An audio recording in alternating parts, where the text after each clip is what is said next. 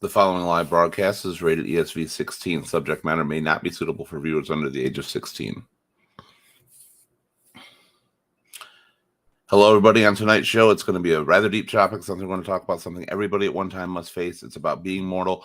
We're going to talk about people who are just discovering that in life, people who've lost people around them and how they deal with it, and people who are new and just starting to come to terms with it. And anything you want to discuss regarding that matter, we're here open for you to talk about with us. Share your opinions. We respond live. So let's get this show going. Are you guys ready? All right, we got a thumbs up. As ready as I can be. You got your cigarette. Ready I know as that I means can this be. time. Love is everywhere. Love is everywhere. Where you go, all there. Together, together, always together.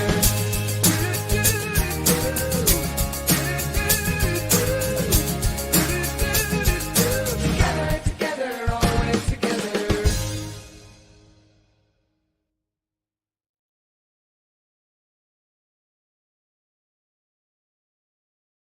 Good evening, everybody, and welcome to Ear, Shoulder, Voice. Glad to have you here today.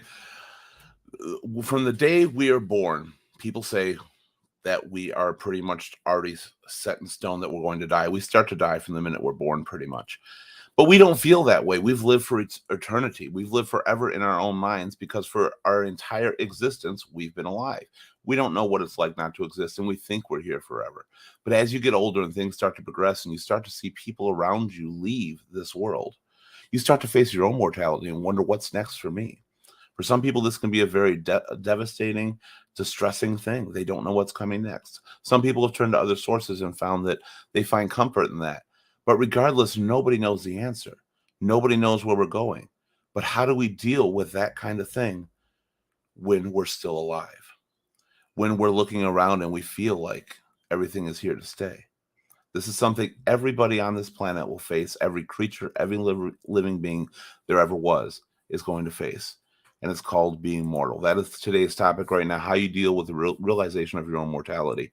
We're going to have a few people in here who are going to talk about it. But before we bring them in, don't forget to like, share, subscribe to Ear, Shoulder, Voice on Meta, Twitch, LinkedIn, Twitter, Facebook, or LinkedIn. I don't remember. All those icons, yeah. That's what we want to subscribe to. Sorry, can't even talk today. This is a rough show for myself and some of the panelists on here. A lot of us have very deep problems with it, especially with recent events. We actually moved the show because of the trauma we've recently been through. But don't forget, you can reach out to us right here and engage the show live. Anything you say during the chat, we will respond to you live with. Talk about anything. There are no judgments. You can say whatever you want. But that's enough just rambling about that because I'm not even good at that at this moment. So let's bring in our panel.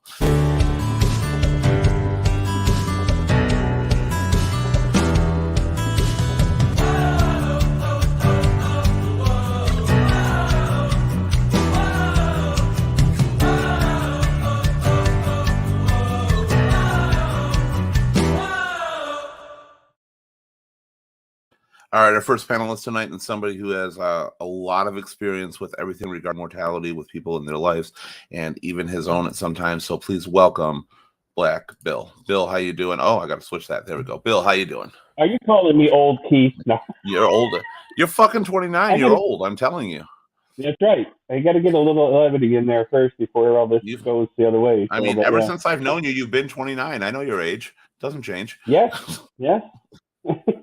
You know, that's part of the we think we're indestructible thing, you know, type of stuff. So that goes in your head, and it's just like you were saying, you know, when you're young, you don't know anything about what's going on in the world and stuff, and you don't realize everything. So no, it gets really hard. And you're right. We think we're indestructible. That's one of the biggest mistakes I think people make is feeling indestructible, because the only people that realize they're not indestructible are not here to explain it. Like, you can never say, oh, I remember doing that and it killed me. Because once you're gone, you're gone. And that's why we think we can get away with doing anything. We can last forever. But it's not until you start to get older and you see the people around you who haven't made it through, who things don't last forever for, that you start to realize maybe there's something to this. What is the end game? And it gets really difficult for a lot of people. I'm going to bring on our next panelist. Please welcome back Jane. Jane, how you doing? I'm doing all right. I'm doing fine. How about yourself? I see you stuck with that like noir look. Yeah, I stuck with the little moody lighting. Yeah, I see that. So you're you're like the ghost The behind moody. us. Yeah, it's Not me. the I'm mood, the spirit. not the mood lighting, but the moody lighting. Yes, perfect. Yes, I will be adding the moody lighting this Nice. evening from my box. All right. Well, I appreciate the lighting of your box. Okay, so aside from that, me This is me and not the Bill sex here, of show, course. Keith. Shut up, Bill. Yes, Oh, that means yes. I got a drink, right? That's next week. So Yeah. now, me and Bill obviously have had more years on the planet than you have, and Mhm. Bill's had more than both of us on there. So, being such more of a younger person, do you feel you've started at all to face mortality or anything along those lines? Um, in a way, I do. I think it just comes through a different avenue, I suppose. One thing that has kind of stuck with me in my life is being an only child and going through a lot of different heartache, and I'll get into that a bit more as the show goes on. That has led me to try to handle things, I think, a little differently than those that are around my age, or that I worry too much about things as if I don't have any type of time at all in the world. um I can get into it, I guess, as the show goes on, but I feel as though I kind of face it, maybe not nearly in the same way as you guys, but in some forms I think so. I can understand that. I gotta say, when I was younger too, I've always had a fear of death. Now that's my personal thing. I've always had it, even since I was a kid. I I Mhm. I don't know why. I've never gotten over it. Nothing's ever comforted me. Nothing's ever made it think that it's okay. It's fine. I'll deal with it and live my life. And it's really hard to work with.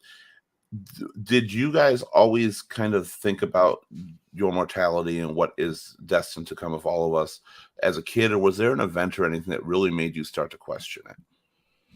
Same with anybody in the chat. I can start if you'd like. Go ahead. I think the very first time it actually hit me was the passing of my dad's father, my grandfather. Um, when he had passed away, I would be told a lot of stories about him because I had met him when I was younger. I shouldn't. I have very vague memories about it. Um, and ever since then, I do remember the kind of funeral, the makeshift funeral that was there, and the kind of mourning that my dad has went through. And I think that's because I've never seen him past mourning anymore. I still know that my dad specifically misses my grandfather very much, and I think of the kind of accolades that he was able to achieve, and that kind of stands with me, especially at my age. By the time he was my age, he was able to do so much more, and he was going for Major League Baseball, and he was getting jobs. In fact, like he was being able to become very successful, and I think that that's something that both hangs on my dad in a certain way, but it also hangs on me as to, I guess, what was kind of expected of my family, or at least what it seemed as though he expected of himself at that age.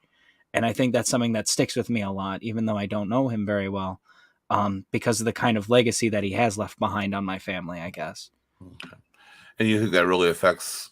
Is that more like what legacy you would leave behind, or is it the empty legacy that surrounds your family? I feel as though it kind of leads this type of shroud of expectancy. I was the first grandkid on my dad's side.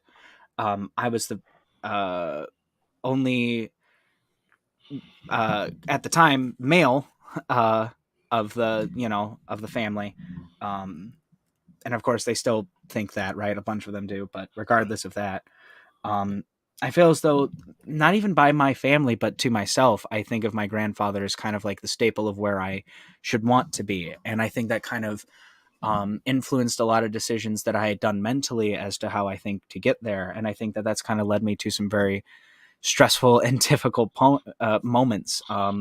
Especially that kind of thought of like, if he's made it here at this point and I haven't, what's wrong with me? And will I ever get there, or is this it? Okay, I get that. So I would say that yours is more an impact of a fulfilled life and what you're going to achieve and what you're going to make out of it and what you're going to leave behind, your mark, basically. Yeah, And if you're I would going to say. now, Bill, I know you've dealt with some things recently. I don't know what you want to talk about. You're welcome to talk about anything you want on here. I personally have not dealt with it as recently, but dealt with it in many, many clumps to where I have nothing left to deal with. I feel like I have a brother, and I'm dreading ever losing him. And it's kind of going to be a coin toss. He's my brother. Who goes first? I Right. feel almost kind of numb, but at the same time terrified. And I don't know if you want to talk about anything particular you've been through recently or what's been going on with you, but do you ever feel numb and then get that kick in the head sometimes when you lose somebody new? I feel bad sometimes because of the fact that I don't react to certain situations as what I have on other situations. And what Keith is talking about is I lost my son yesterday in a car wreck yesterday afternoon. Um, and I've been talking to his wife all last night, all day today and stuff. And Keith already knows this and stuff. But my son was, I just found out that he was my son. He's a grown man. I just found out right before COVID started. You just had found out he was your son. Wow. Yes. He had actually traveled here. His mother had passed away, and he came here. And I mean, if I had a picture of him, I could show it to you. He looks just like me when I was young, but other than that, he's 6.5 feet tall and weighs Can I ask a 325 question pounds. here, Bill?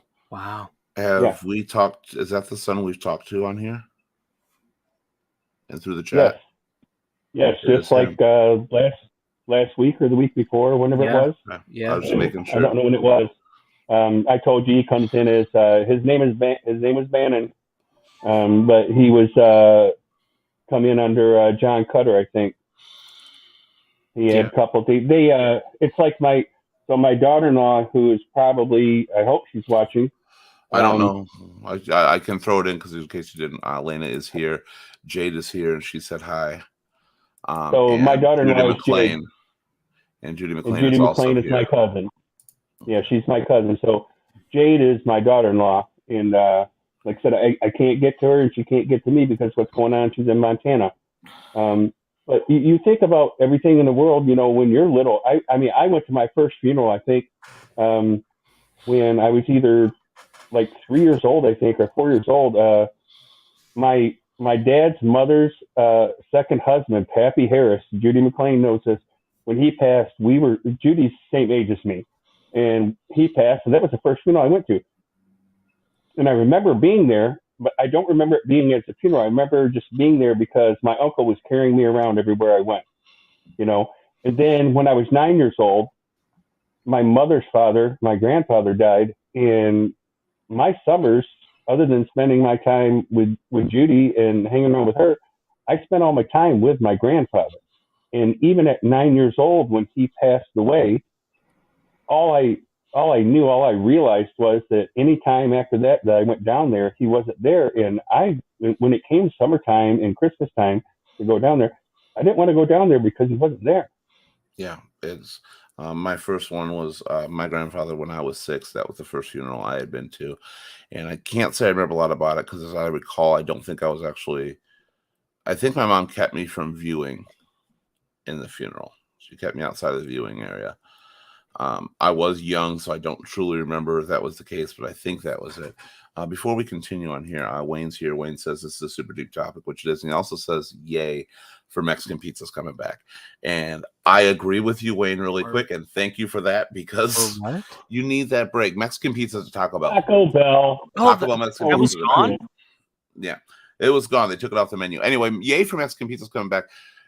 There's actually a lot more in this comment than I think people realize, or even Wayne might realize, and that is that when you're hit with something super deep, sometimes you got to look at the little things in life that make you happy and the hardest things to deal with. And if you don't mind, Bill, I want to ask you another question about your son and how you feel. Do you think the hardest thing was getting to know him, or is that more something that makes this a bright spot within it? It was hard getting to know him because he came here, like I said, just right before COVID went crazy and stuff like that, and he showed up with his wife and everything like that, and he just I looked at him and I was like, holy shit, he looks like me, but he's got eyebrows. And he said, are you Bill McLean? I said, yeah. And he goes, well, my name's Bannon. And I said, okay. And he goes, he just told me, he goes, Daisy's my mom, or was my mom. And I was like, I said, who are you talking about, Daisy Ludeman? And she goes, yeah. And he goes, she just passed recently, and she gave me this whole story. And he had all of her stuff that she had taken with her from, we had all hung out when we were younger and stuff like that. And they got the pictures and, video, old, it wasn't even videotapes, is 8mm tape, and stuff like that, and movies and stuff like that. And he had it, and he told me all of it. And it was weird because when she was here and she moved away at that point in time because her husband has passed and she had no one here, and she went back to Minnesota. And stuff happened right before I helped her move and everything like that. And she never told me, but she told me she delayed it and then said, hey, I had a kid and I met up with this guy and blah, blah, blah. And I still was in contact with her and in contact with him, and not knowing, but still talking to the kid on the phone every once in a while and stuff. And it was just when he showed up and then told me everything, and then I actually saw him. It was a little bit devastating to me. But he told me that she never told me because she knew that I would have made her move back here, and she didn't want to move back here because she had nothing or nobody. And I tried to tell him, I said, well, at that point in time in my life, I said, she would have had me and you would have had me, but that was your mother's choice. It's hard when we're kept out of somebody's life and stuff because we never even know. We never had that option. I mean, in a sense, I would see it as a blessing. By the way, Wayne's here says, sorry to hear about your son, Bill. And in hindsight, I guess some could see it as a sign and gave you that moment, because if you believe in anything of being fate, being pre-planned, then sometimes that's like, well, before you go, you have to know this. You have to be this bright spot in someone's life. And I think that might have been what your son might have been for you at that point, to understand. Now, going through, we talked about that sometimes things get easier or harder.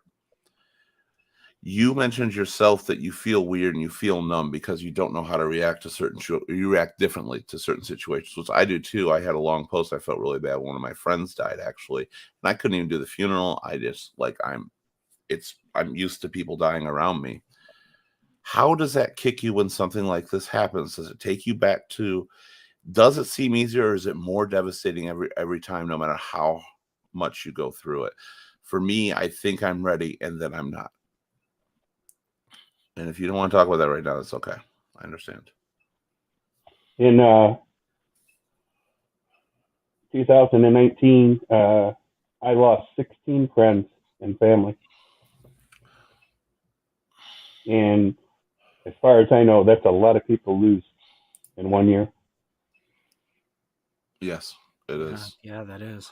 And it rolls back and it hits you and everything like that. But I had, which I've mentioned on here before, and my brother died and my mom died a month and a half later.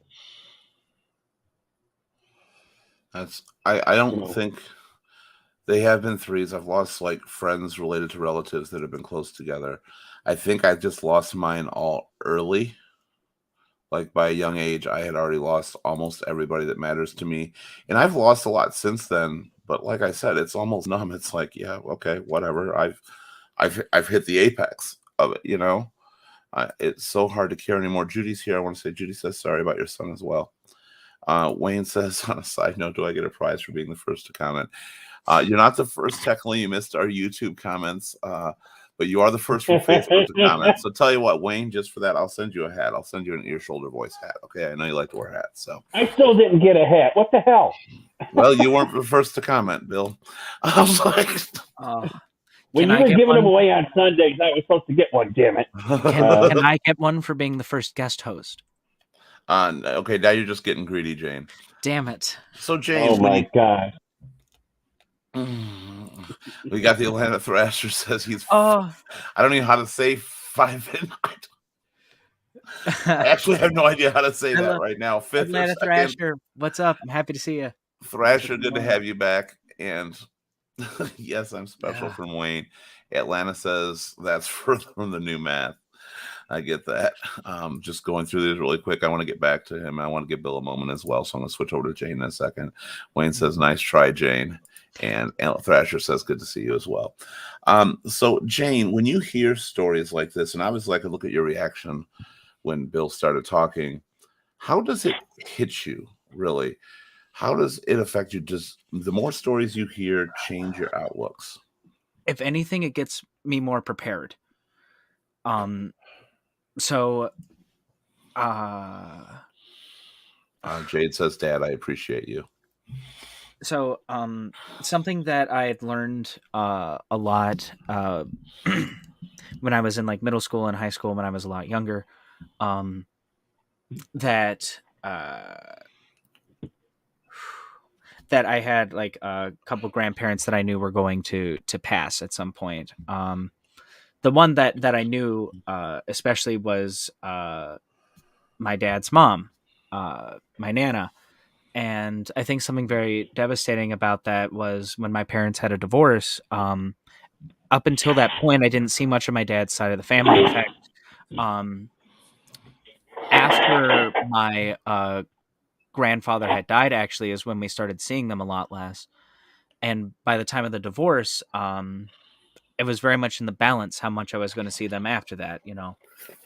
So when my dad had moved back in with my nana, it kind of opened a whole new world. I would say that I built a much stronger relationship with her than I have with my dad since then. And we had all of these great talks, and it meant the world to me. And she had CF, and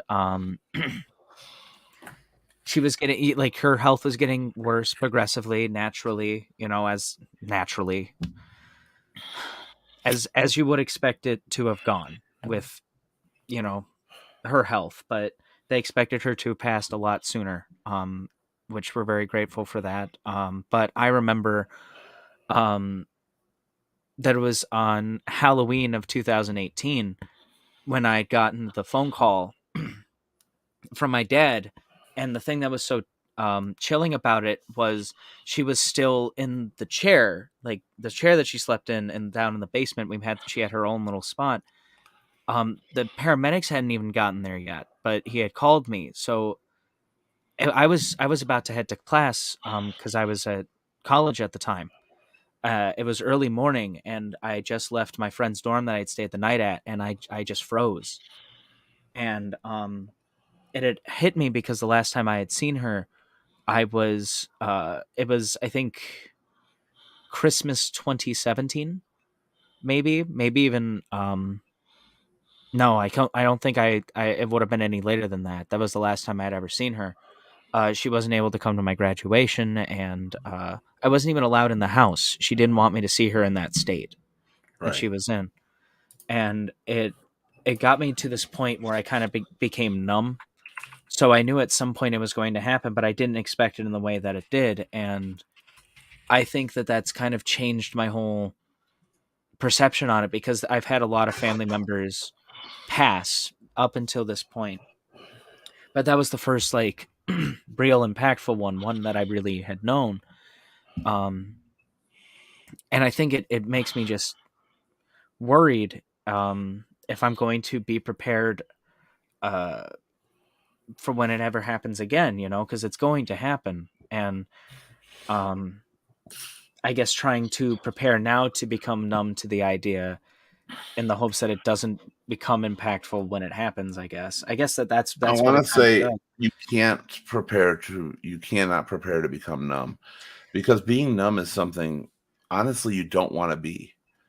I hate myself a lot more for not having the same impact of certain people passing away or losing certain people in my life because of the stuff I've been through. It's not a choice. It's not something you want to prepare for. You never want to be numb. It hits you so hard sometimes when you lose people, that when you've lost the people greatest to your life, and for most people that's their parents, because those are the Yeah. one people people you've lived with your entire life. You've known since you were born. They've always been there for you. For a lot of people, that's who it is. it it feels sometimes like other people pale in comparison, and that's where the numbness comes in. Like when you see people hurting, or you hear about friends passing or other people passing in an accident, you think, I've dealt with this in a lot more pain than anybody else can imagine. And it hurts because you care so much about that person, but it doesn't feel as strong. And a lot of times it brings back those memories to you. I really, nobody should ever prepare for numbness, because numbness comes from a lot more tragedy than you deserved in a lot shorter time, or a lot earlier in life. So it's definitely not something to prepare for. And I will tell you, every time it's going to be a shock. It's going to be painful when you lose them.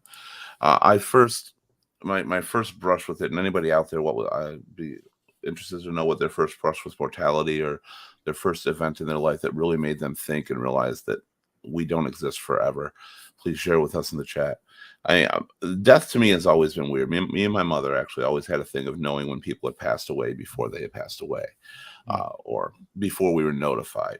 And I didn't understand with my mom originally. My grandma got a phone call one time out of the blue. I didn't know who it was. She answered the phone. Back then, we didn't have caller ID and cell phones and all this stuff, so it was attached to a cord. And she just said, "Huh? Okay." Didn't really make a noise. Hung up the phone. I turned right to my brother. I said, "Grandpa just died." And sure enough, that was the phone call. And that was the first time that I started to realize death was a very interesting concept, and sometimes you can feel things coming. And I went to that funeral, and my grandmother was there crying her eyes out. And she said something. This is my great grandmother, by the way. I should say this. This is my great grandmother. It's my grandmother's parents. And she said something to me. She gave me a hug, crying. And she goes, "I'm just afraid I'm going to be next." And in the biggest loss of her life, that was her fear.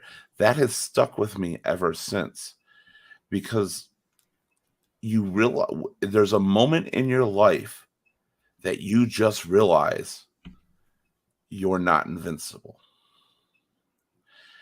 And that was like my introduction to death. And I had lost several people. My uncle was like a dad figure. I didn't really have a dad figure except for a stepdad for a few years.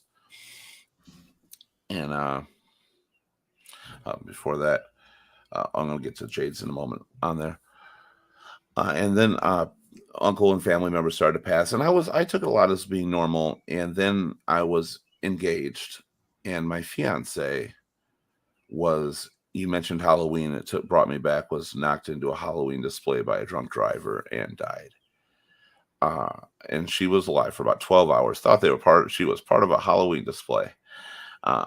And didn't do anything and died. And that's where I realized how much your life can turn on a dime, and nothing is pre-written. And it changed my life. It did change who I am. Everybody who knows me now, I am the way I am because of the realization that tomorrow's not there. Tomorrow's not guaranteed. And you will technically never arrive at tomorrow. You have today, you have the moment.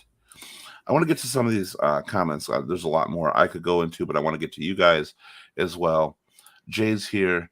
Jade says that I lost both parents in a car wreck when I was 13. I'm very sorry to hear that. Well, I'm very sorry. By the way, if I didn't say it, Slick Sticky says, "I'll go back to you in a minute, Jade."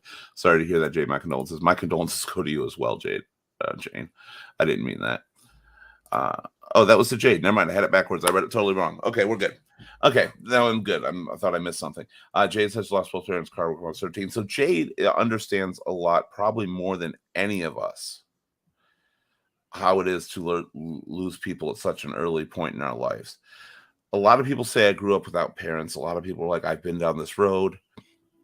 But the catch is, and Bill experiences this a little bit too, you could still see them if you wanted to.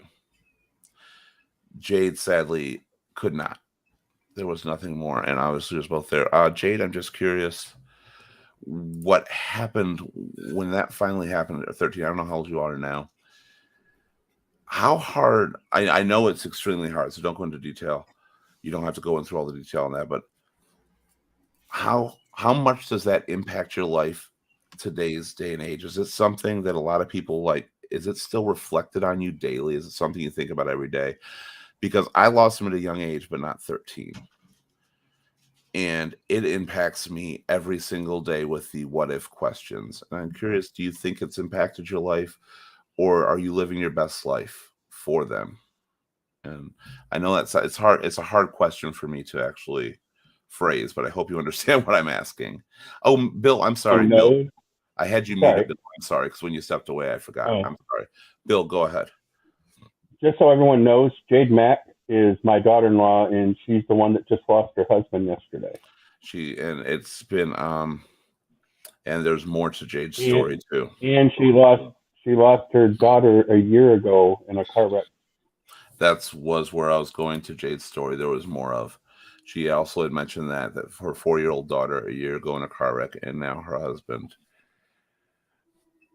Jade, I cannot. There's nothing I can say. I hate to say it. There's nothing I could say to console somebody in your situation right now. It's the same thing I told her, Keith. I told her I didn't know what to say to her. I didn't know how to make her feel better. And I didn't know what to do. I just told her, I said, I can't get to you and you can't get to me because of what you have to deal with. And you deal with it now. And when you're done, you come here and see me. And that is probably the best thing I think you could have ever said, Bill. Because the one thing that we tend to lose focus of, especially in these situations where we lose so many people so quick, and Jade probably feels, if she feels like almost toxic to those around her, that anybody around her is doomed to feel this way. But Jade, the only advice I can give you is when you have the capability is to reach out to someone and talk to them. Focus on as best as you can on the people still there, because that's the only way sometimes you can get through things together. If you got to believe, some people believe everything happens for a reason. I'm always like saying religion shouldn't be a part of stuff. And this case, have faith in something, have religion, believe in reason, and believe that people are there to help you. Because tragedy happens, and this is a hard topic to do because we can't give you answers, but we definitely want to hear your voice about it, and we want to try to comfort the best we can. I'm going to get back to you, Jade, because you've got the biggest story I think we have on here, especially with Bill as well. But I have some few more comments I want to get to. Colleen's here, says, my cousin Cooper died when I was around 12 years old. He was in a snowboarding accident, and he was the first person I was close with that I lost. And it was really hard to deal with, especially at 12, because I don't know about you guys, but as a kid, you don't think you're ever going to lose your friends or your cousins or people your age. You kind of accept when you're young that old people come and go. When you lose your grandfather, you start to accept the natural order of things as you grow older. And when you lose somebody your age, and Colleen, because they were your age, or I'm assuming around your age, being that it was your cousin, did that have an impact on you as far as nobody is immortal? Nobody's afraid? Wait for your answer. Anybody comment on that, Jane or Bill? I'm going to try to focus as much as I can on these comments as they come in. So, because I know these are deep. You have the only thing I not directly to that, but when my mother was here and my brother died right here in the house in front of her, my mother's worst thoughts in life came true. My mother always said that it's not fair for a parent to see their child die, and she had that situation in her because of the fact that her only sister saw her son die. And for my mom sitting here and watching that and seeing that, and past a month and a half later, my mother gave up.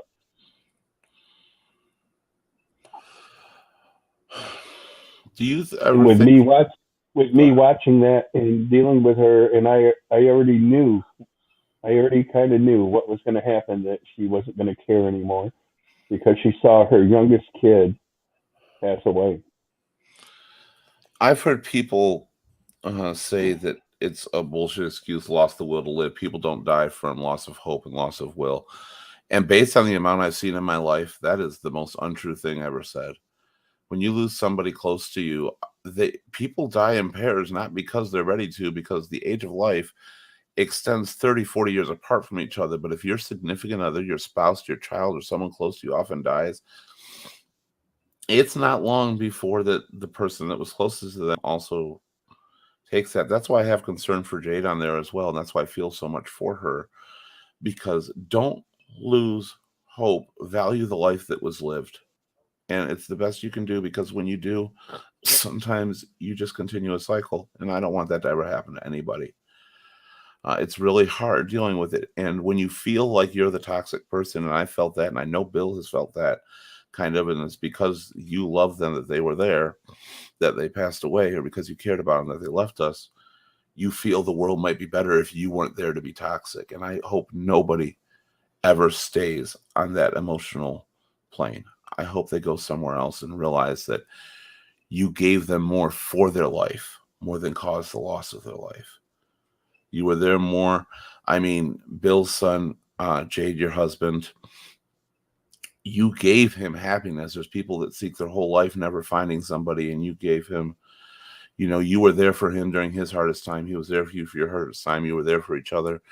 And as well, you and Bill now can possibly be connected. And Bill, you had that moment. Think about the short time you had to get to know them, and try to reflect on what was so great about having them there.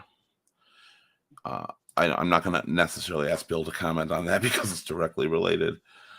Judy Well, here. toxicity to me, with the toxicity and stuff, I took care of my mother for the last 10 years of her life. And Judy, if you're listening to this, you don't say anything to anyone about anything. And Jade, you neither, because I'm not going to go through this again in my life. But my brother and my sister lived here with my mother and did nothing for her. And even when I didn't live here, I came here and took care of my mom. And they were toxic to her situation.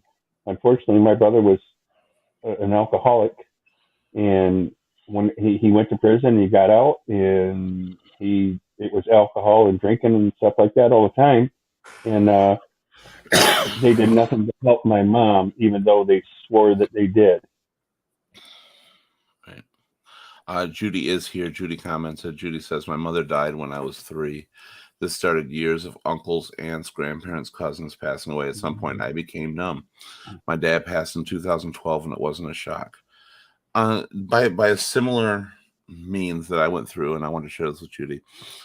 I was a little older than most people. By the time I was 32 years old, with the exception of my brother, I had lost everyone close in my family. Except for, by 32, I'd lost everybody but my grandmother and my brother. And I resented my grandmother. I talked about this before. I didn't try to. I didn't wish to resent her. She did nothing wrong. She was fantastic, but I hated her. Why? Because she outlived my mom. Because she didn't die in the natural order of things. Because I lost my mom. I lost everybody. Yeah. Never letting it enter my fucking head that my grandmother lost her daughter. I was so distraught. And when my grandma died, I didn't feel the same way that I did of losing everybody else. And part of me hates myself for it. And that was just a few years later. Like I said, you lose somebody, you give up sometimes. You lose hope. And it was really hard. But anybody that's gone since, I'm almost numb. And it's not that I'm necessarily numb because I care, but I keep myself away from these situations. I don't go to funerals. I don't do Yeah, anything. you I don't have want different to. situations. Yeah. You have different situations. I mean, my brother passed, my mother passed, and then right after that, my best friend, her grandfather passed. Now, I felt bad for my best friend at the point in time, but I didn't feel like that. I was still dealing with what I was dealing with, but I did what I could do. So I knew that uh, I needed to be there with her, and her girlfriend was there with her and everything like that. And it's all great. And then I told her girlfriend, I said, I'm going to go home. I'm going to let the dogs out. I said, and you got all the people coming over after the fact. And I went out and bought $300 worth of pizzas and just had them out in the garage so they could all sit there and eat and talk about the grandfather. I wanna add something really quick.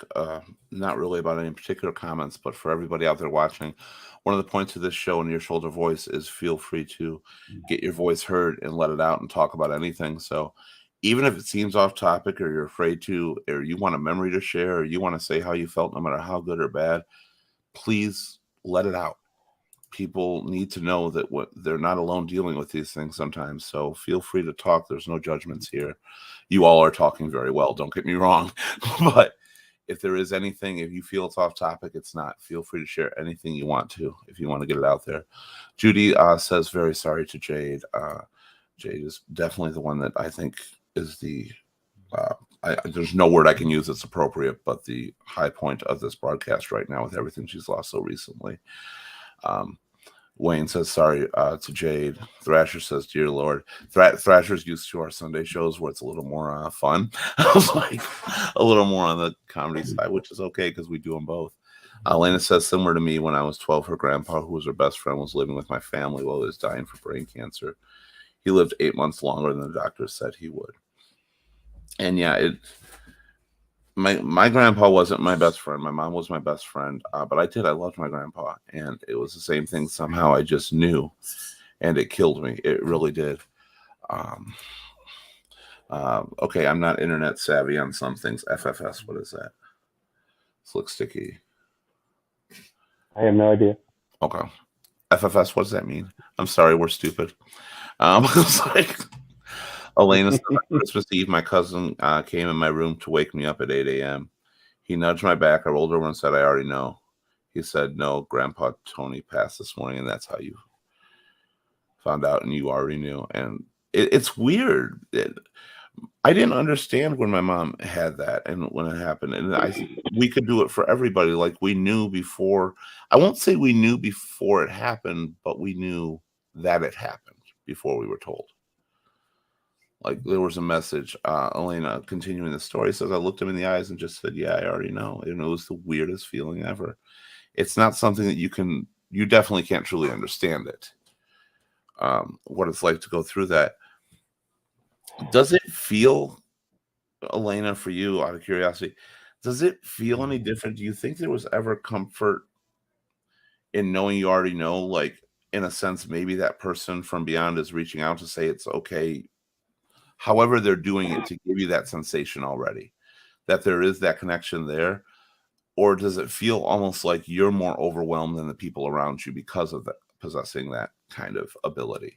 And I'm not going into like psychic or weird or ghost or anything like that, but some people can definitely feel and they know when it happens and they don't know why. Colleen, Paranormal activity. Going to back to when she said her cousin Cooper died around 12 years old, she says it definitely had an impact on her, going off of what you were saying, that when you're a kid, you think it's just old people that die. Cooper died before any of my grandparents did. And I don't know if I had um, hit that. Definitely a little older, and that was me around the 21 when my fiance was killed by the drunk driver. That it did that for me. But we had lost somebody in school that I was friends with, but it wasn't a cousin, it wasn't a family member, that started making me think about that. But you're right. It's when people die out of order, I think sometimes that's the hardest thing for people to deal with. Anybody on this panel deal with anything like that that they can relate to? Colleen's comment. We do have quite a few comments, and trust me, we're going to get to them. I mean, I guess I would say so. There was a couple people. Oh, there was a couple people. Right as soon as I got out of high school, no one that I had known very well, but I'd had conversations with and had some sort of a friendship with through school. That a lot of them had passed away from car crashes, and one of them from addiction. Um, and I think it's something, especially for us, as soon as we had just graduated, not even outside of our teens, me and our friends, and it was something that was really surreal. I think the biggest one that had happened was a friend of mine back in middle school. Um, their cousin had shot herself, And something that was so impactful about that was that she had an impact in so many people's lives at our school, but as well as at a high school, because we were in middle school and she was older than us. Um, and as time went by, I actually got to know the last person that she had dated, her last boyfriend before she had passed, and him and I are still the best of friends today. And we had talked through that together, and it was different because from me, I wasn't so impacted by her life as much as say like my friend or her boyfriend. But it was something where we're having those stories and having that connection and different degree in life, I think was something that allowed it to become more calming, as opposed to something so shocking, I think, for us, especially at a young age. Um, Something to I'm curious about thinking about. By the way, before I continue, Wayne says FFS was for French fry savvy, which it was not, but Slick Sticky did tell us it means for fuck's sake. That makes more sense. Makes Okay. more sense. Yeah, I don't know how I missed that. That's what it meant. Um, there's something that has always bothered me. Broken heart. We'll bring Colleen back up before we go to the next one. Something you said it's always kind of bothered me with this is you said that you talked to your friend, you've been like friends ever since, and you've been close and be able to talk to each other. Is the trade-off in life? How hard is it to deal with? Was that trade-off worth it? Like people I've met, the career I have, the job I do, everything in my life that people love right now or that I love has to do with the tragedy behind me. Um, if I can intervene, I think I'm a No, I detail. stopped. You're good. I got to know him well after the fact, not through any sort of connection through there. Because they were only a few years older than us, so I made it to high school by the time that he was still in high school, and we had met through that way. And we had found out through conversation that connection. But I think that was something that had helped him a lot, and it helped me a lot too. Going through that time, especially because he had a lot of doubt in his mind. He put a lot of it on himself, and it was something very difficult to kind of come from. I would say he's doing a lot better now, and I don't think that to answer your question though, I don't think that there really is any kind of trade off worth the life of someone. No, there always Um, is. That's what I'm talking about. There always is. And the example of the trade-off that I'm saying is my career that has changed the lives and helped thousands of people. This show, my relationship, my house, the people I've helped in the meantime, none of that would have ever existed without the initial loss of my fiance. I would never have been into karaoke. I mean, Rhonda's here. Rhonda actually got me into karaoke initially. I would have never been at that bar.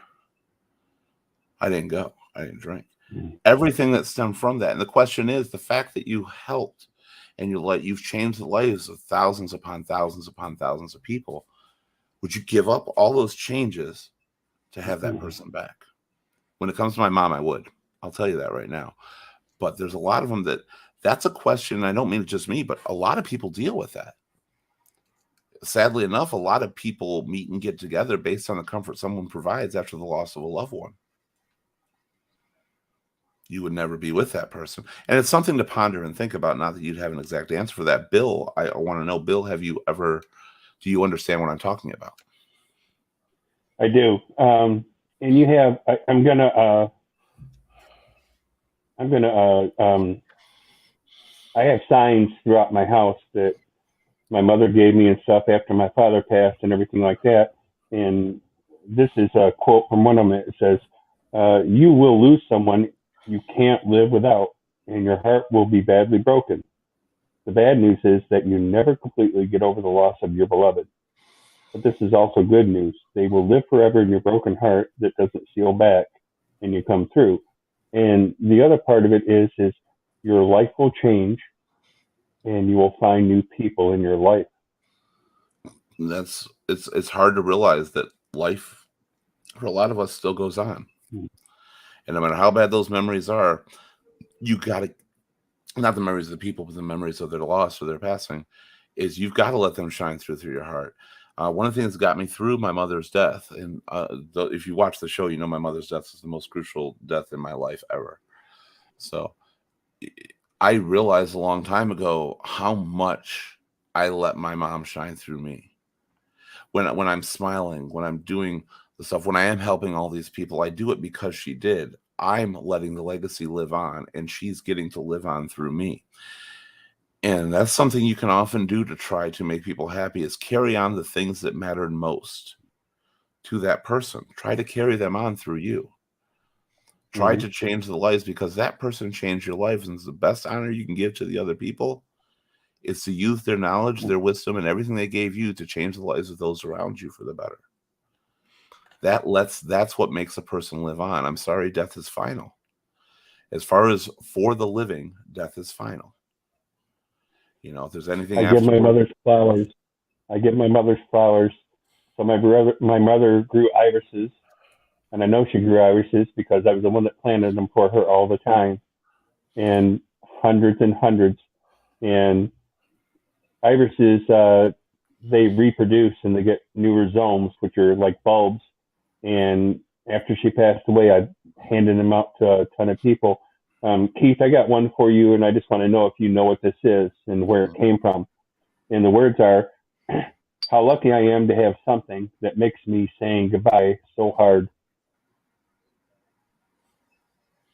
no, I don't. I'm not familiar with that one. It's actually from a children's story. It's from Winnie the Pooh. I was like a huge Winnie the Oh. Pooh fan. I was like when I was a kid. It's from Winnie the Pooh. That One makes of the sense. signs I have in my house. It is, you know, sometimes turning negative energy into positive energy is one of the hardest things for people to do. But what you just said in that quote, or what Winnie the Pooh or Christopher Robin, whoever said it from Winnie the Pooh, just said, Right. it means a lot, because sometimes, as much as you hurt, as bad as you are, it's because of the biggest impact that person had. It's because of what they did Yep. for your life. And that's where the honor comes from. And that's where trying to make them, they can live on through you. And you have to, because if they weren't so great and they weren't such a big part of your life, you couldn't feel that way. And you're lucky to feel that way, and the most unlucky to have lost somebody that made you feel that way. But you can carry it on. You're never going to feel better if you ever think, I'm sorry, and I hate to say this because it's kind of a downer, but you're never going to really feel better about the situation. You're just going to know that you've kept the memory living. And That's because you're saying that, I got one more I'd like to tell you, okay. I'll if I get to can. Rhonda's comment in a second. Go Uh, ahead. the reality is that you will grieve forever. You will not get over the loss of a loved one. You'll learn to live with it. You will heal and you will rebuild yourself around the loss you have suffered. You will be whole again, but you will never be the same. Nor should you be the same, nor would you want to. And that And that is essentially, go ahead. that's my favorite one, Keith. I'm sorry. No, me too, 100%. That's essentially what I meant, kind of the trade-off. I don't mean a Yeah. trade-off like, yeah, I gave this up for this. It means, do you No, want to it's what really, you have to do in life if you want to survive and want to keep going. that loss made you? And people think, well, it's still a loss. It still hurts. It made me. Who cares? But you're forgetting that great person that you lost. Their past losses made them. Their past losses made them the person that impacted you so much. And the losses of their past losses. Like, they built stronger and they became who they were. And you just got to keep it going and keep pushing through, because you will move on. You will still live. Never let the memory die. Always keep it going. I want to get to the other comments here because I can just go on. That's kind of ramble. I don't want to as much. Rhonda says, I had to fill out my mom's will to live form at the hospital. I decided on no life support for her. I live with the what ifs ever since her passing. Did I make the wrong choice? I know I didn't, but it's a hard thing to have to live with. I never thought I could live without her, but we do. We press on. Embrace those emotions. They are raw. They are real, but we deserve them. This is a great comment. This is a very, very good comment, because this impacts something that you believe you had a choice in. And I'm saying you believe not because you're wrong about it, because you'll never know. So you believe that there was a choice in, and I've got two situations to relate to that. One was my dad, my stepdad. I always say that for years. My mom had that capability. Now, I was not close, very close with my stepdad. I had issues with that. I was when I was young, but not as I got a few years older. But he wasn't around for a whole lot. And hers was the decision of life support or not. And she really had a hard time with it. And she often blamed her, did I do the right thing? Was it the right thing because of life at hand? My personal one came from my grandmother. Now, my grandmother wasn't a life support thing of filling out the forms. My grandmother was, I was in charge because she was my last surviving family member next to my brother. And my grandmother, I was in charge of, when we discovered the cancer, of putting her through chemo to extend her life, possibly years, or letting her die within 6 months. Knowing what had happened and going for surgery also to fix the problem. As old as she was, 1 second, there we go. As old as she was. And I still question that, whether or not we made the right decision. And me and my brother did talk about this. And Rhonda, you know my brother. And our thing was, what is good is the quality of life, or what good is an extended life if the quality of life is so diminished? And I have to believe that my grandma came home with me, and she passed away only a few weeks later. It was not months, like they thought. But that she got to spend her last moments with her family, even though the last family she had, even though she half forgot who we were. But there's got to be solace in knowing that you decided not to punish somebody who would probably be in pain and not happy. There's got to be some kind of solace in that, because making that decision that seems so wrong is the hardest decision and the hardest answer you could have ever made. And that came from love and caring and anybody who passed away. And I remember your mother. I met her 20 something years ago, 20 years ago, probably around.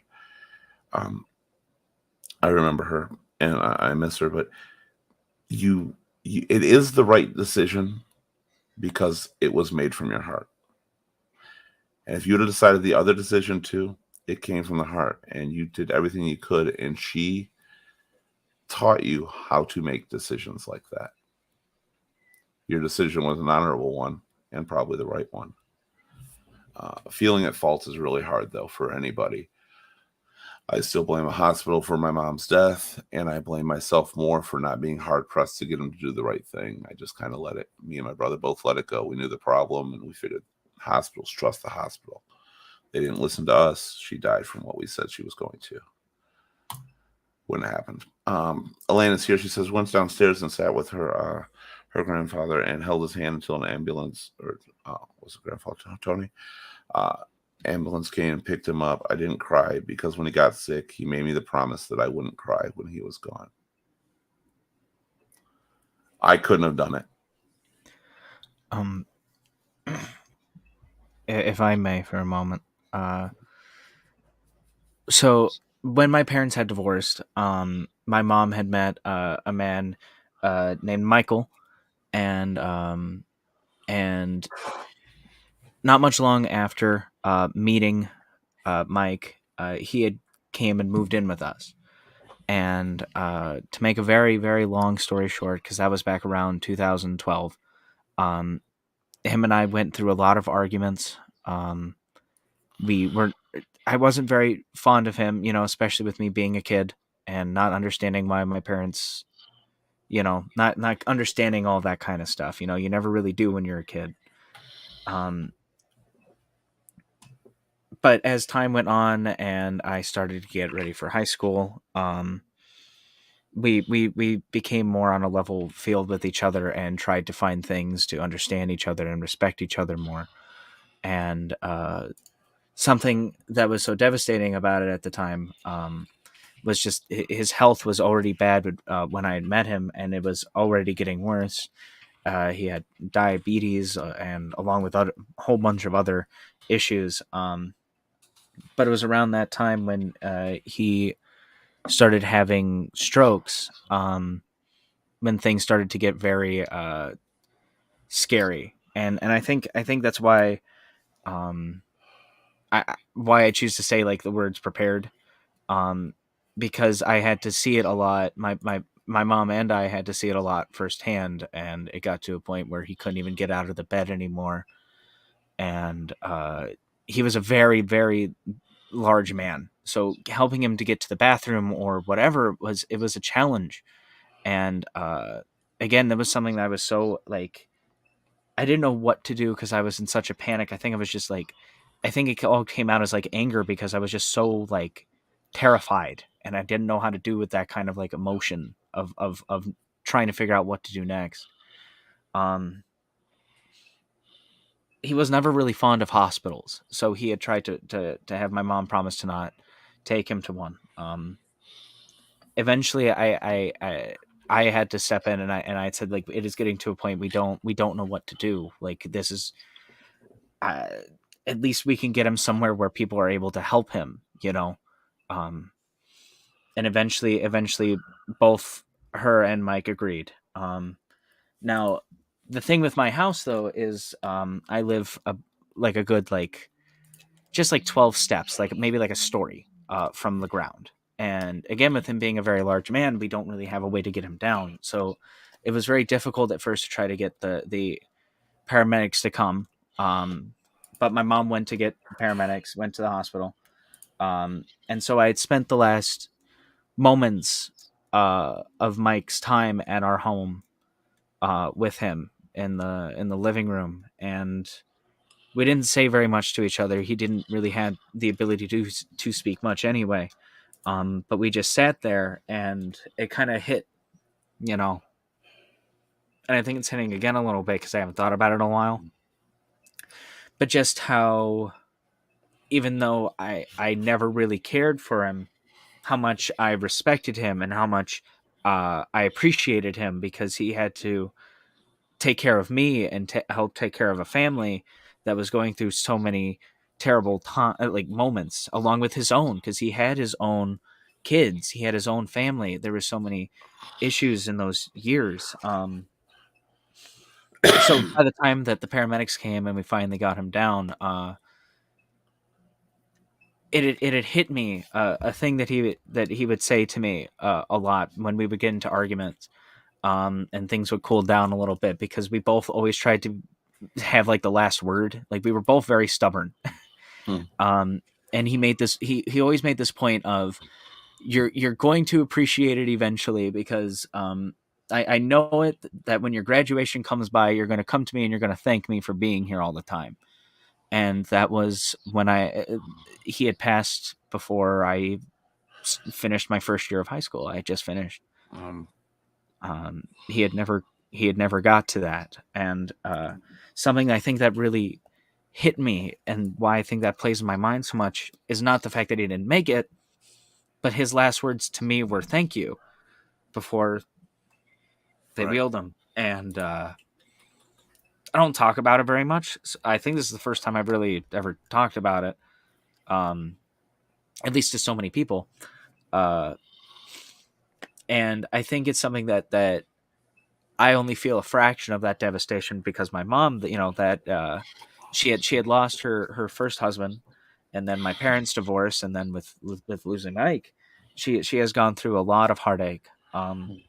The biggest problem that we had actually after the fact was his possessions. He had lived with us for so long, and I was at the point I just wanted to get rid of everything. I'm still kind of there, but that's just how I handle my grieving.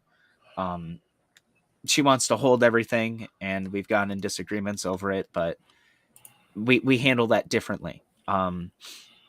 Regardless, his first wife, Mike's first wife, um, wanted all of the stuff back, all of his possessions, and my mom was a bit apprehensive on that, to say the least. But at the very least, she wanted to have some of his ashes because they wanted to do cremation. Um, they were so against it at the time, and they had refused to give my mom any of the ashes of him after we had tried to take care of him for so long and after him being in our lives. And then around the Christmas of that year, my grandparents, who did not really like Mike at first, but learned to grow to like him, had a gift for my mom, and it was an urn necklace, and inside of it was some of Mike's ashes. They were able to get they went and handled things their way, my mom's parents, and we were able to get some of his ashes, and I think that brought a lot of closure to us. And I guess I'll There's leave it there. there's Maybe there's a we lot to be said to that too. With when there's people that people didn't care for too much, and you finally lose them, it you often question too, really, why you didn't care for them. Is the loss any different? Is it any easier? Is it any harder or anything like that? And it's not. And my question to Elena would be, did she break that promise? And how'd you feel if you did? Because you probably at some point in your life did have to eventually break that promise. Um, Atlanta's here. I want to get to Atlanta's comment. We have quite a few building up here. I do want to get to all of them. I want to tell Jade right now. Jade, please stay in the chat. Please stay with us. I do want to get to your comments real soon, so I'm going to make sure you stay around for that. Atlanta's here, says, I was the hyper annoying kid, so my family distanced themselves from me, except for my mom.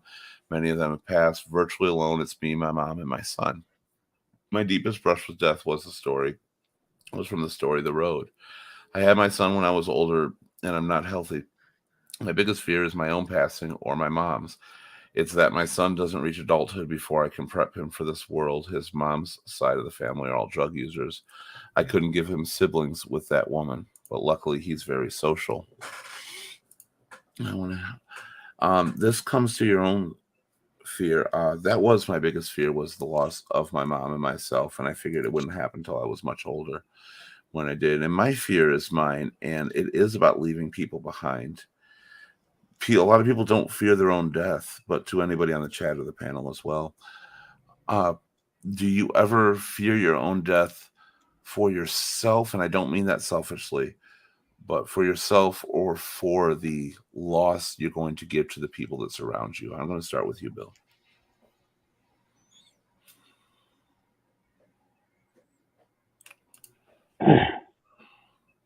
Go ahead, Bill. I have recently, and Keith knows, I found out that I have a blood and bone marrow disease that can kill me at any point in time. And my choice in life was not to go through any kind of radiation or chemo. I'm just going to see what it parts out, which my actual daughter, when I told her, it actually put her back into therapy. And Jade right now is having a big problem with it because she yells at me because she says, you're the only one I have left in my life. And I've tried to explain to her, I've seen people go through chemo and radiation and different things, and I don't want to live that life. I want to live my life the way I want, and have my quality of life the way I want. I think there's something to that. Your quality of life, Bill, that's, again, what has to do with what makes people like you around you. You have a lot of great friends out there, Bill, and I know you don't always feel it, but you've changed a lot of lives yourself, and that's why you should never, or I should say, you should always understand that. The importance of your existence and why you wouldn't want to be there. And you should keep living your life the way you want, because the way you want is the life that everybody else falls in love with. I say that's really hard from the drug users. You couldn't give the siblings with that woman, and I get that. And God knows you don't want your son to pass or anybody like that. I hope your mom is with you, as long as she possibly can be. And now people often say things like, I want to die first because I don't want to deal with the deaths of others. But God, for a mother to lose a child or anything like that, somebody had said in here, Jade had said, no parent should ever have to see their child die. I've not had to deal with a born child. I've dealt with a pregnant woman who lost the child. That was my fiance. I've never had to deal with one that was born, but no parent should ever have to deal with the loss of a child. There is something to be said for natural order, but it's never going to be right or easy. And the best I can tell you, Thrasher, is always to embark everything you can on the people around you. Give them the memories to remember, because eventually the sad thing is it's inescapable. I don't like to think of death as inescapable, but it completely is. We're all going to deal with it. We have to make sure right now that, like Bill said, we live the best life we can live and the life we want to live, because that's what's carrying on. Jane was even saying that nobody cared for, or a lot of people didn't care for the one who had passed. And still, he lived the way they wanted to, and his impact made a difference. And people look back on that. Live your life because you are human. This is your life. It's you who's you impact so many people around you. And make sure you instill the values that you learn that make you such a great person into those that are around you too. Because that's the one thing. Our physical body will pass. The rest of us will carry on. Elena says she exactly how she felt when I mentioned that you almost feel, when you feel death before it happens. I felt like right when he passed, he somehow told me. I was asleep, and the second I opened my eyes, I knew he was gone. It's not the first with me. Oddly enough, I didn't even bring it up. When I had mentioned me and my mom both had that ability, my mom's was the only death up to that point I never expected or knew or felt. Until I was on the phone with my grandmother. She wouldn't tell me, but I knew when I was on the phone with her because I could tell in the tone of her voice. But I never felt it without any outside influence. And for me and Mom and Mom to have that, and me never felt it, that shook me to my core. Because I always thought that me and my mom had that connection close enough. And we did, but that I would know immediately. Slick Sticky says he would give up every worldly possession for 1 minute with my dad. I feel the exact same way about my mother. I would give up everything I've gained, everything I've done for the people around me. I feel I would give that up to spend. I would give up this show. I would give up the 2 people on here as friends to have my mom back. And I hate to say that because I love the 2 people on here and I love everybody. But you can't have that back, and that was your life. So the good thing is, I don't know if you deal with this, Slick Sticky, but I still dream about my mother every single night. And it's a weird dream because in my dream, I'm fully aware that she has passed and she's no longer with us. But she's alive and I'm talking to her, and somehow we know both realities at the same time. And it's weird, but I just have to believe that that is the extra time I'm getting with my mom. She's every single fucking dream I have. She's there. Sometimes my grandma is, sometimes my stepdad, but my mom is always there. And I may be able to foresee her going through her death in my dream, but she's there with me at that moment. And I have to believe that no matter what you believe, that is some kind of force. And it's probably the force of the one you lost saying, I'm still here. She said one thing to me, and it wasn't a dream because that was one that I was blaming the hospital for. We went through a lawsuit with it. I didn't even want money, and we eventually didn't even follow through with the lawsuit for totally different reasons for a different show sometime. But she came in one of my dreams out of the blue. She's just said, I know you're trying so hard, but the hospital, they didn't deserve to take my life, but you deserve to carry it on. And that was probably the biggest thing my mom ever said to me. And she never truly said it to me. So I have to believe that she was there telling me something that I couldn't get through my own fucking head. And I think your dad might be too. Jade says, my dad is one of the best and smartest people I know. And I love you, Dad. I'm leaving it to you, Bill. You can respond. Okay, fair enough.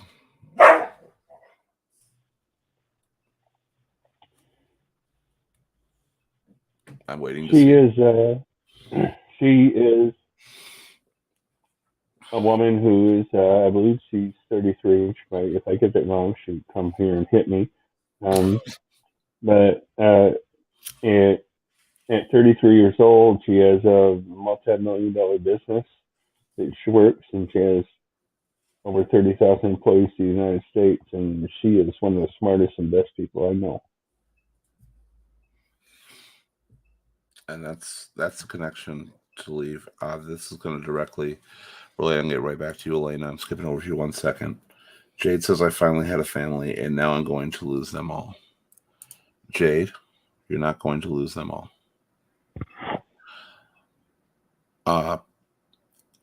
We go through cycles in life. And yours is a cycle that I don't think anybody ever deserved to go through. but it's still a cycle.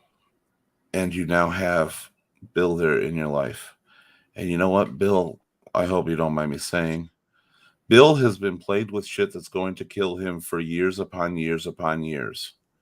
And Bill is a survivor. What he says, Bill gets through. Bill is strong, and Bill will be there for you. But most of all, I think you're going to be there for Bill too. And your lives will change. And as Bill said, they're going to be different. They're going to be hard, and they're never going to feel quite the same. But there's still going to be a life worth living. I want you to keep that in mind, because it can't be a life worth living without you in it. It can't be a life worth living without the ones you find and the ones you create thereafter. Do proud, because I want you always to think, Jade, if you were one of the ones, theoretically, you pass instead of your husband, how would you want him to move on? I guarantee you he'd want the same for you. But put it around the other way, because however you would want him to move on, that's how he feels with you. It won't be easy, but that is truly honoring him. He loved your life. The last thing he wants is to take it from you. Keith, I think she's talking about the fact that I had bone marrow and blood disease, and I'm going to die, and I'm not going to do anything about it. And it's pissing her off too. My actual daughter, my daughter Scooter, whenever I told her about it, which I had talked to you about it when I told her about what was going on with me, she suffers from severe depression, and she went right back into therapy, and it just took me apart. I couldn't even talk to people for 2 days. I didn't understand. I was like, I had my thing where, all right, tell her, don't tell her, tell her, don't tell her, and I couldn't even decide. And then when I told her,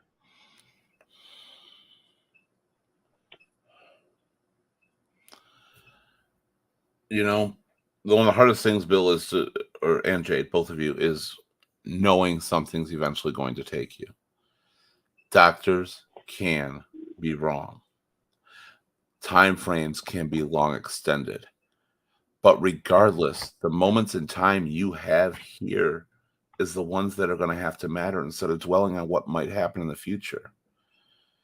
Because if somebody's going to die in a week and you spend that week worrying about their death, and they live for a year, and you spend that year worrying about their death, and they live for a year longer, and you spend that year worrying about their death, what life have you lived besides worrying about the other person? What do you have to take with you? Take those moments and make them something special.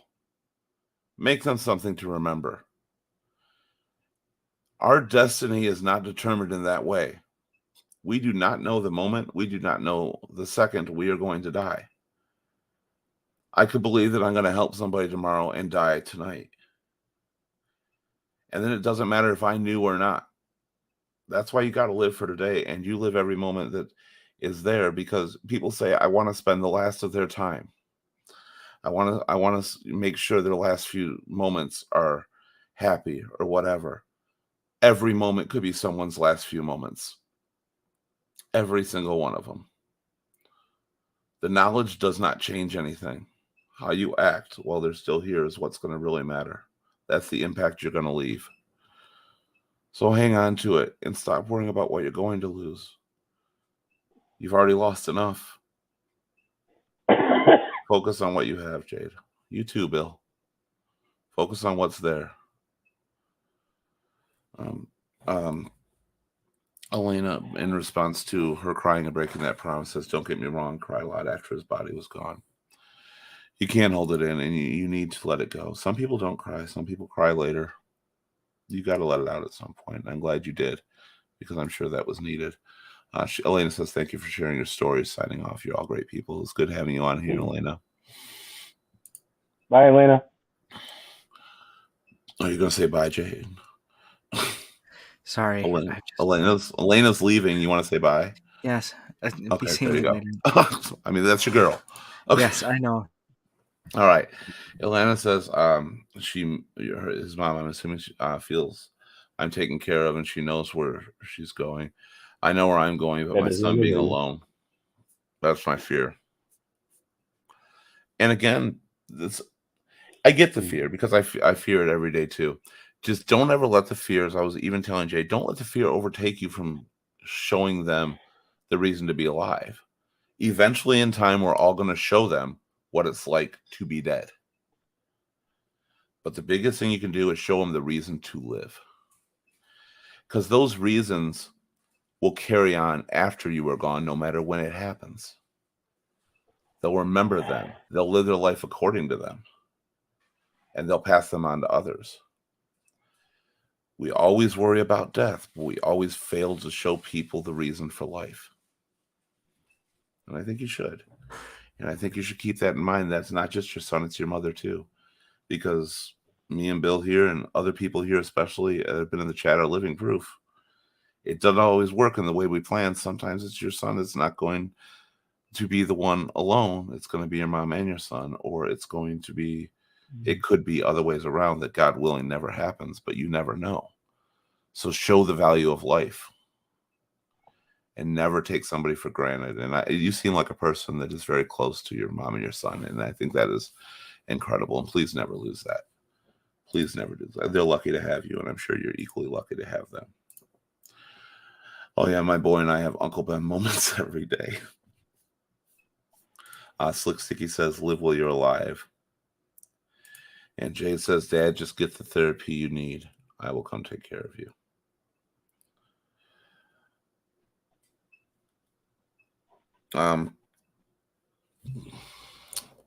Keep at it, Jade. Don't step away from that. Right now, I think you both need each other. Don't let him go. Keep pushing that his direction. Yeah. And give him the reason for it. And let him be the reason for you. I think you guys really need each other right now. But don't give up. I know you've had a lot of loss, and probably people have given up on you in the past, and I know Bill's had a lot of people give up on him. Don't give up on each other. You'll get through it, and don't stop. If therapy is going to work on this, do your best and keep pushing them. Yeah, anything, Jane? I'm sorry. I just want to say, I don't know. It feels a little weird to say, but I appreciate, I just appreciate you opening up these stories with us, Jade, and everyone here. And just remembering that we have made it here, and those who have passed, there. I live every day for my grandma, and I do that because I know that she wants me to, and that I'm gonna stand with that for her, and I do the same for Mike, and that's something that was a very long road to take, and it's and and I'm very grateful for that, and I'm very grateful um, that we can all be here for for each other now, I guess. So That's I what guess, you need. yeah. It is. It's the hardest thing you're to go through. And I think everyone here also needs to remember that there is some strength into this too, and in sharing this. It's not easy for many people to be here the way how we do, and come on here, and I just want to thank everyone here, especially those in the chat, because you really don't have to add anything, but you do, and your We're trust not in closing them. the show yet. No, I know that, Okay. but I know we're not closing the show. I'm just it's well that's why I was sitting here for a moment, and I guess that's why I was like in the zone, because I was listening to what everyone was saying, and I don't know, it's, to me, I feel as though that this is a very, I guess I find comfort in these losses in a way that I haven't thought of in a long time, um because of having these brief moments here with everyone, and uh I guess for me, this feels very comforting, and I hope that everyone here can also have that sense of comfort, and I hope um, that this also feels as though a place to have that kind of of trust too. And I want to thank you guys for that, because it I don't know, it just, I guess is it I'm sorry, I Just don't so know. you know, you'll, if it was the closing of the show, I would say something about a gay friend and we need here's the this bottle, right now. Keith. Thank you. I'm sorry, I didn't mean to What's become the the other one? comedic. Keith, what's the other one? For those that don't know out here, I know it's a serious topic, but we have a thing with Bill, and every time Bill mentions his gay friends, white trash, white trash, And White Trash Christmas, yes. or sex show, we have to take a drink. Or the sex show, which the sex show is coming up next week. Yes. Please So, boom. feel free to play along. I hate you and love you at the same time, Bill. Right now. What you? Let me do Lana's comment first. Yeah, me and the old lady to the dock and grocery store every Thursday. I cherish the time I had that every Sunday I would spend with my mother, and she would, no matter where we lived, where we went, try to make sure every member of a family could get together, every friend, anybody you knew could get together for big family meals and game night and stuff like that. And that she would always invite on a Saturday me to go to lunch with her and my grandmother, who was still there, and my brother if he was available as well. And those stick with me. It's really weird that the things that stick with you are minuscule. Really. You know, my mom took me on grand vacations. I've been to every one of the continental United States. I've been all over the country. I've never left the country, but outside, or the continent, but I've been everywhere. And it's because of my mom. And she went to California. We've been all the way through New England and Florida and all this other stuff. And we've had the best memories in the world. The phone calls I received on the way home from work are what matter. The trips to those Saturday lunches are what I remember. The smile when I achieved something or did something well or what I remember. That's the shit that sticks with you. That's the shit that really fucking matters. So don't lose that, and don't forget to do that ever. And remember that those little things that seem so insignificant now are going to be your world and their world as well. In response to what you said before I hit Rhonda over here, not hit her, but hit her comment up. Jane, what you were saying was actually very, very true. It was too uncredity, and I didn't want to roll credits yet. I get it. But no, you're right. The biggest thing people can do when they're dealing with this, when they have these fears, is talk about it. As you're seeing through the chat right now, myself, so many people think about this on a regular basis, and they do.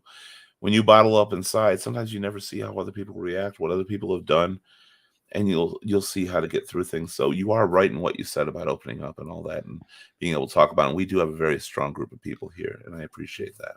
And if I could just add one small thing, just because we have the middle details. Don't say on our next show open forum and all that, okay? Because what? No, don't add that, okay? No, I was going to say sex show. I need this right now. With little details. Another thing about my grandma is that she loved this operatic 3-man like boy group named El Volo, and every morning I was over there on my scheduled weekends with my dad. Every morning I woke up at around like 7 in the morning. I just did, and she would get up about like a half hour later, and I would hear El Volo play. And I think something that is so weird now in my life is not hearing that every morning. And it's just like a very small thing that didn't make it made a much bigger impact on her, obviously, because she listened to it every day. And it became kind of an impactful thing for me too. It let me know that I have such a hard time even listening to that thing anymore without picturing, and we've went and done so many great things, my grandmother and I, but I will always remember those small moments, and I just wanted to get that out there since that was on topic. Oh, you're absolutely right about that. One of the biggest things I have always remembered I said that I remember like the Sunday brunches that she used to do or lunches. She'd come over to my house eventually when I moved out, and she Yeah. still made an effort, and we still did to do this all together. But some of my biggest memories are waking up as a child to the smell of breakfast cooking or possibly dinner Yeah. cooking if it was like a late thing. And it's not just the smell, it was hearing the voices of relatives that had already arrived at my house Mm-hmm. and family. And when even one of those voices was gone, it was so noticeable. It was so hard to deal with. So I get that. And I don't think when we do these little things, we realize how much they do count. And when we do realize it, sometimes it's too late to really turn around and say, thank you. Thank you for that. Rhonda says, yes, thank you all for your love and support. This is a hard emotional subject. Rhonda, I was dreading this. This was supposed to be done last week. Last Wednesday was my mom's birthday, May 11th. That was the day we were originally supposed to do this show. And I had been to the doctor's office and I found out that I'm suffering from a lot of things that my mother and grandmother both died from. And I just couldn't do Wednesday. Like it hit me so hard. I'm not at the way I'm not to the extent they were at that point, but I went from I'm a big guy, but I had perfect health pretty much in every aspect every time I went to the doctor. And then the day before the show and the day before my mom's birthday, that was 2 days after Mother's Day, I got the doctor thing and I found out it's pretty much everything that they had. So it was really hard. You're right. This is a very hard and emotional subject, but it's got to be talked about. People are afraid to talk about this stuff. And you know what? You have every reason to be, because when you feel your pain is only yours, you don't think others will understand. And to a sense, that's true, because nobody will fully ever understand your situation and how you felt. But there's a lot of people that could use your shoulder. And that's why I told you if it was only going to be me and you, we should just do it anyway. That's why we were going So to. if Thankfully, Jane showed up. if people were going to listen, yeah. But last Wednesday, there's no way I could. And I give you more props than me, because with your recent situation of yesterday, this has to be very difficult for you. So thank you. Atlanta says, one of my best friends had a little brother who died at pilot school right as we graduated college. Oh my God, same with mine. Exact same thing. While going through his things, he found a picture of his brother during a family vacation to Dixie Stampede with a busty actress there. He was only 12. Obviously, he was hiding it. So my friend took it to the viewing and showed every single person there and said, my brother's secret is out. And it was so funny. That is a great story. That really is on there. And it is those little tiny things, that just people don't even think about. And you do something like that, it makes you remember. Nobody wants to live a life of misery or remember the miserable things. My biggest reason that I don't do funerals is because my mom looked like a whore. Because Not know, saying your mom. I mean, I'm saying your mom didn't look like a horror, but I'm saying they never look right. yeah, my mom never wore makeup. She was done in so much fucking makeup. It was ridiculous. And my mom was not a whore in any way. But when I saw her, like, that's not my mom any day of my life, of my memory. I do not want that image that is now buried in my fucking head to be the last image I remember of her. And I won't do it anymore. Strongest guy I remember from Hazel Park when he passed away a few years ago was Jeff Rouse. All right. And the man, from the back to his chest, he was like 30 inches deep. I mean, he 33 inches deep, measuring on the side, not around. And he was huge. I mean, I saw the guy throw an engine block down the driveway. I saw him throw a transmission down the driveway. But when he was in the funeral home, they had whatever, I don't know what they do, but they tried to pull his cheeks up somewhere around his face so it was supposed to not look like saggy. And it was the worst thing I ever saw in my fucking life. Right. Sometimes they're not even recognizable. And it's more to me than just the viewing, because some people said with one of the friends I went through recently that it hit me really hard. I could not go to her funeral. And it still bothers me to this day, is I don't want to remember the funeral.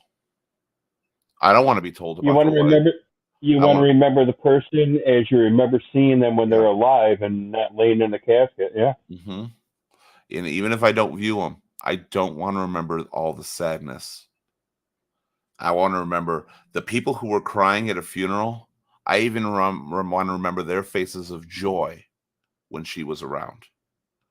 That to me is my way of remembering life. And it doesn't have to be everybody's, because some people, they need that. They need that closure. They need that casket. They need a funeral. They need a viewing, whatever. But it's not my way. And no Well, matter and how.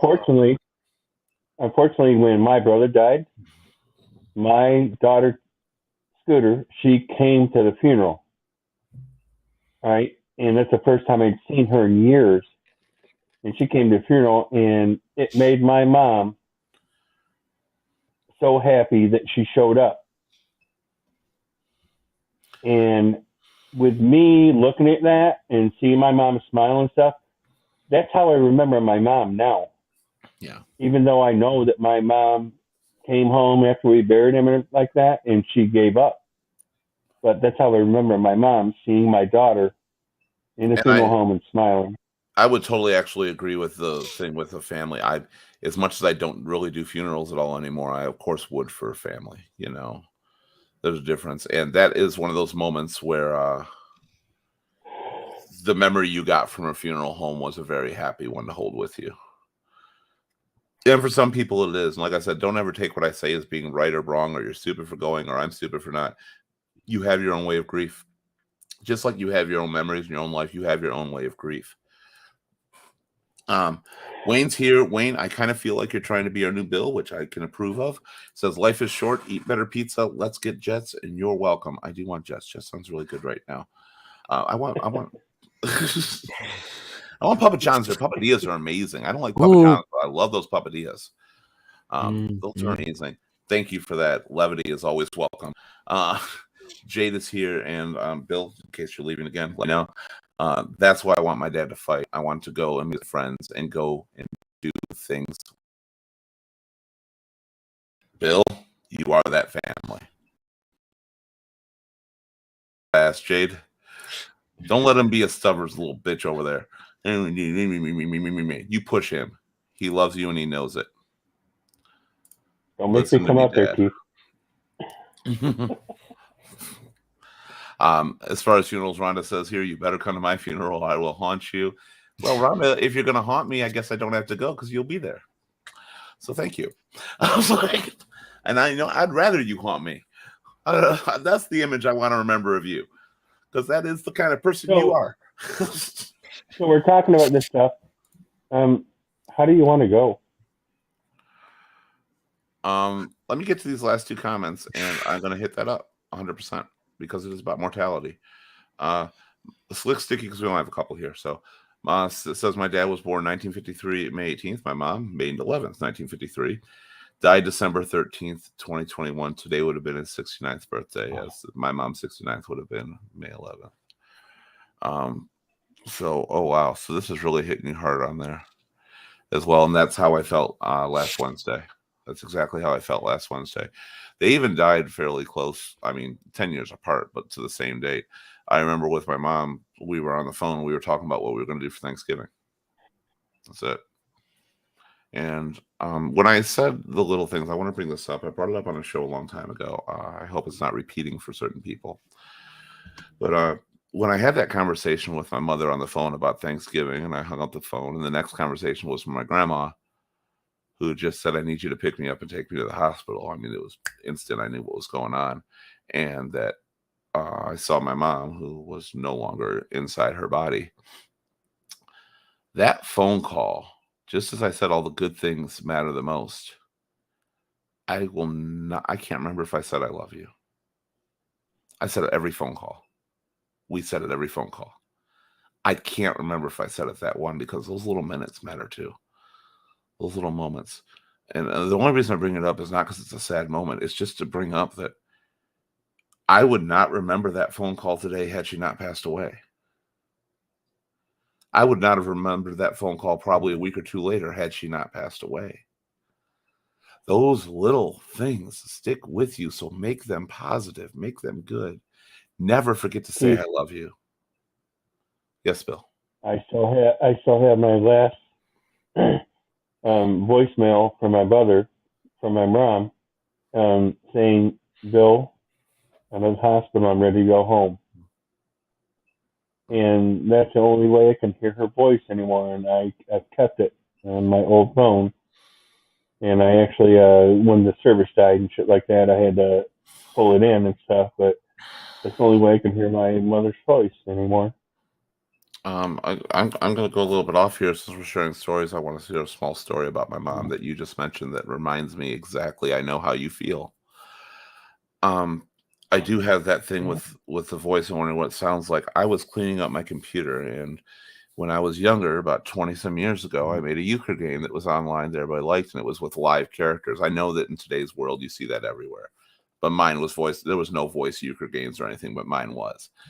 My mom provided voice for one of the characters, and I came across the program, and I started listening to these little sound clips, and I cried for days because I finally heard that voice again. They were just sound clips of her saying, "Pick it up.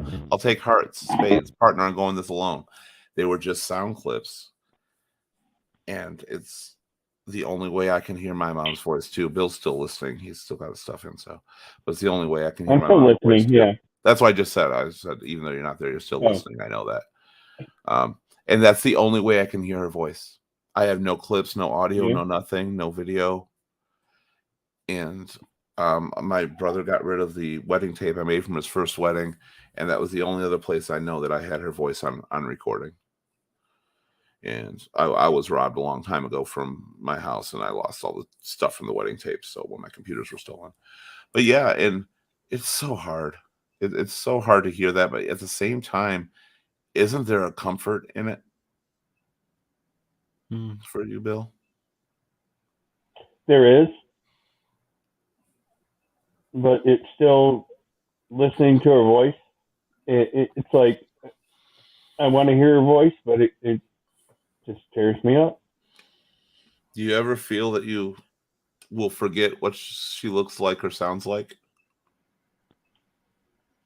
My mother, so I'm a Kentucky family. I've got, I've got probably part of the thing of selling the house. I was trying to go through everything.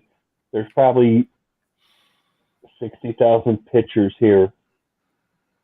And I've been talking to my family down there and stuff like that.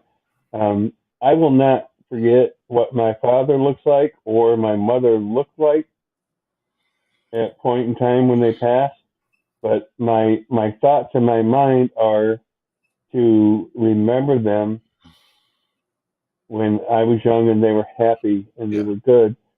Um, my mother and father went way above what they ever should have done for anyone in their life. Yes, they definitely did. That's how I feel as well, Bill. Atlanta says, I'm with Wayne as far as life is short. Eat pizza, let's get jets. You should be. Wayne, send him some pizza. I know there's 3 more comments here. I'm not going to hit at the moment until Bill comes back, and I hate to do it to Bill, but they are directed to him. So I'm gonna do that. So let's I'll give Bill a moment. Jane, I should have had you host this one so I could Yeah, do a Bill. I was thinking that halfway through the show. I was so I thinking could that do- halfway through the show. I guess I can add a little No, bit of it. no, it's I fine. guess I we'll. believe in the raw emotion. In the meantime, do you want to wait to answer Bill's question as well? Because he had asked like how would you want to go, or would I you got one rather? more question, and then I'm gonna. Okay, perfect. Yeah, Perfect. we can. My wife just walked in with a vacuum. My 8-year-old ran in with our 9-week-old German Shepherd, and I'm sitting here all red-eyed. What's wrong, Daddy? Like, oh, I got something in my eyes. That's why I keep a dark room around me. People come in, I'm like, Yeah, that's why I did moody lighting this time, so no one can see me crying. yeah, I should have actually highlighted the room behind me and not me instead to do it better. It's really good. It's a hard topic, but let it out. Yeah. Let it out absolutely. When you got to, you are more of a man, more of a woman, and more of a human for having emotion and letting it show. Don't let anybody ever tell you differently. So how do you want to go?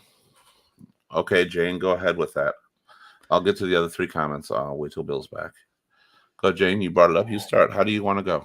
Yeah, so um I guess something that had came to mind recently, cuz I don't know, it's not something I've really had much on my mind before, but in this one moment that I did, and it still sticks with me, that I think I would want to be cremated. I think that's something that is just That's not how you go. That's what happens after you're dead. oh, how I go. It's Oh, like, how do I think I want to go? Oh, okay. yeah, you brought up the wrong I subject. think what I would like, how I would like to go. I'll give you a I minute think to I think would want about it. it. No, Oh, go ahead. I know exactly what I would want. I think I would want it to be something peaceful. I think I would want it to be when I'm asleep, but I also want it to be somewhere familiar. You know, one thing that stands in my head a lot was my other my great grandfather on my mother's side, my grandpa Templeton. Um, when he was put into hospice, um, you know, he didn't recognize me, or he didn't. Well, he didn't speak very much, but he was there and he was present. And I know one thing that uh, was so cold about it was just that it wasn't his home, his sweet, you know, where he Yeah. had lived, and he had been in a senior center for quite some time up until that point.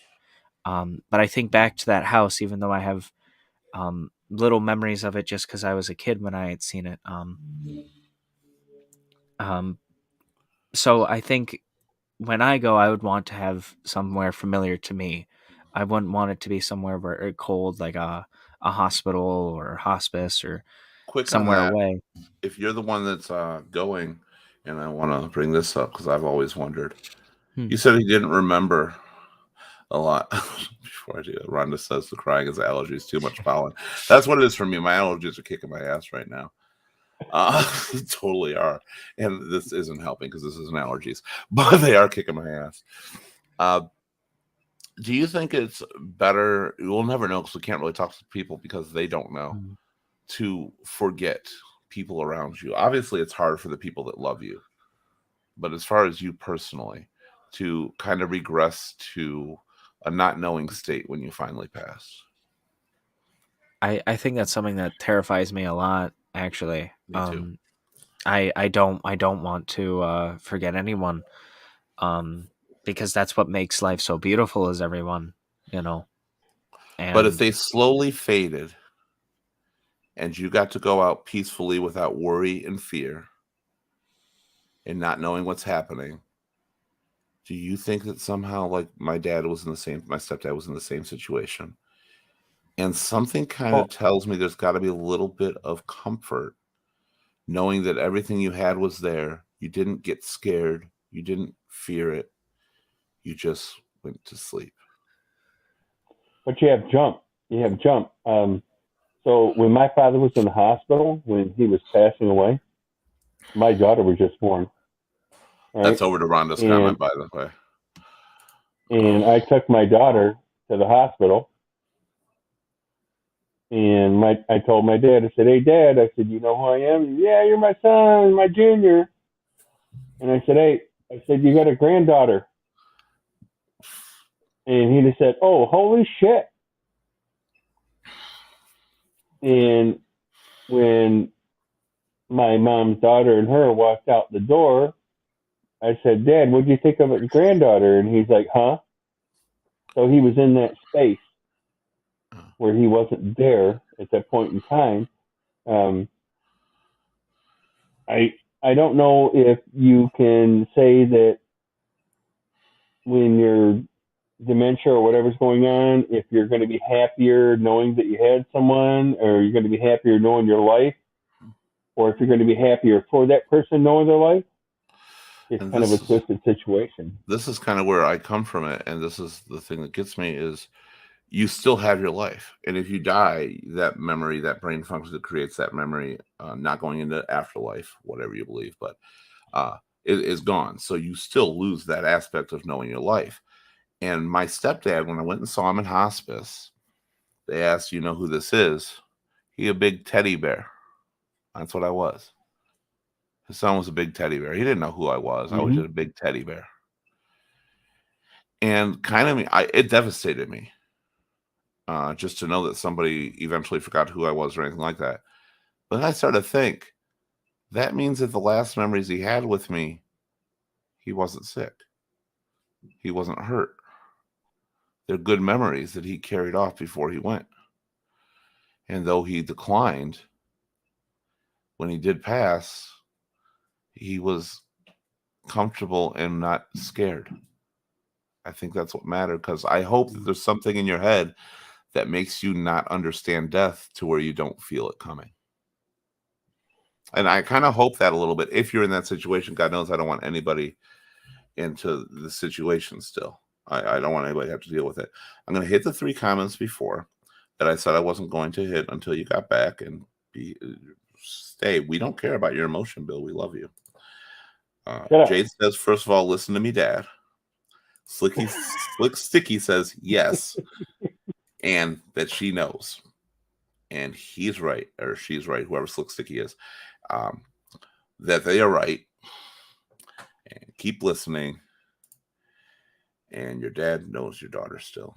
And that was, I'm sorry, I went back. That was to the comment before. My bad. Rhonda says, my dad died in his home. I have a hard time going to this day. Crazy it sounds, I would almost want to go in a hospital so I don't traumatize my children and grandchildren with our house. I don't know how old were your kids when your dad passed away. I don't know how much that does. But the house thing I get. And I didn't understand it when my mom had passed away. I went to get my grandmother, and I picked her up from the front porch steps of my house. They lived together, my mom and my grandmother. So I took her to the hospital, and I refused to let my grandmother return to that house. She lived with me from that day forward. And originally it was for her protection, because I'm like, you don't need to see this. You don't need to do this. You don't need to go through the memories. I know how hard this is. And then I realized, who the fuck was doing that for me? Because when I had to go back there, I couldn't. Rhonda, I'm sorry, Rhonda, on top of that, about 15 years ago, I was an adult. How old were your kids is what I was asking at that point. You said you didn't want to take them there, the children, grandchildren, to the house. I couldn't go back to the house. I went to try to clear it out like 2-3 times. I went inside that house. I started in like a room that didn't matter, didn't think twice about it, and it did matter. Everything I picked up. When I got to her bedroom, I lifted like one thing, and I didn't move for hours. Maybe it wasn't hours, maybe it was more, maybe it was less, but it was a long time. And I left. I couldn't do it. Eventually, my grandma and I decided we would have our neighbor across the street go through, take care of the stuff for everything, and pack it up. Well, he just pretty much robbed the whole house blind. That's a different story. But I understand the feeling of going to the house. It's so weird because you feel their presence. You really do. And I don't know what it is that makes you feel their presence, but God, it's really weird. You feel like, so you can almost smell them. You know, sometimes you hear the voice in your head, or you remember it, and it's so crystal clear. It's really hard to go back. Your dad knows your dad knows your daughter still. He Slick Sticky is a he. Okay, he. Sorry, I was like for that. Jade says he has dealt with 250 lives lost in his head. Jade, shut up. Jade, keep going. Shut Keep up. going. Just She draw it doesn't know out. what she's talking about, and she can't put that up here. Okay, go on. Fuck it.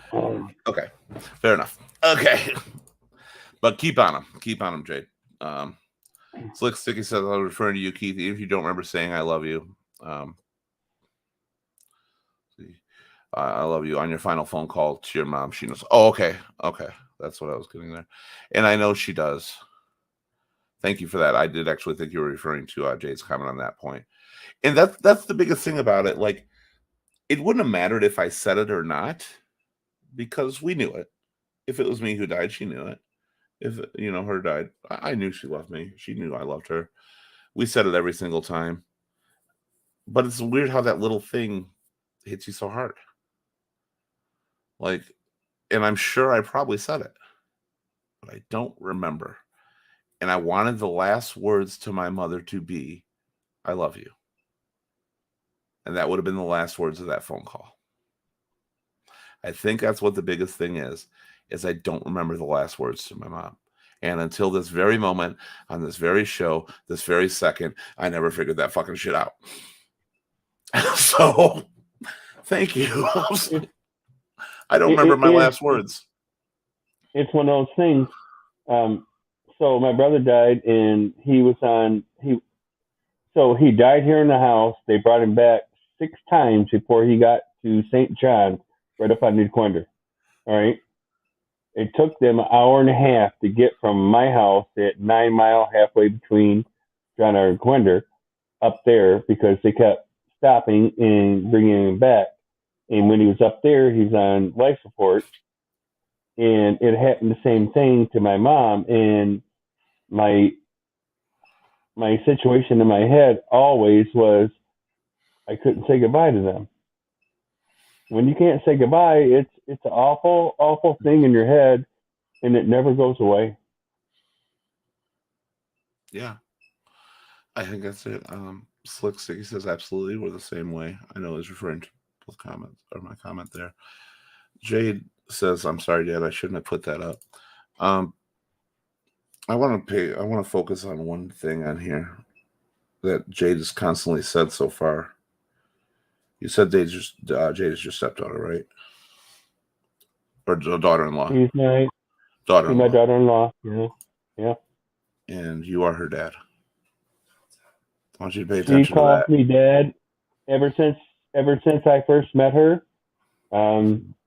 She talked to me and she goes, "Is it okay if I call you dad because I got no family?" And she talked to me about the fact that she had no family other than one cousin. And I said, "Honey," I said, "you can call me whatever you want." I said, "I appreciate you." I said, and she's good people. My daughter-in-law, my daughter, Jade, is 6 feet tall and weighs 185 pounds, and you beat the hell out of most any man that walks in the United States. I'm looking at her picture. She looks like a badass bitch, I gotta say. And she looks like don't fuck with me. And she doesn't talk about my gay friends.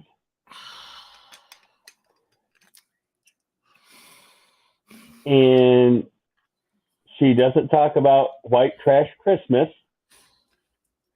I hate you. We should have never told you about the game. But she is, and I hope she's listening still. She's a great woman. And I felt so sorry for her in all her life, even when I first met her. And then after her daughter died, I didn't even know how to console her.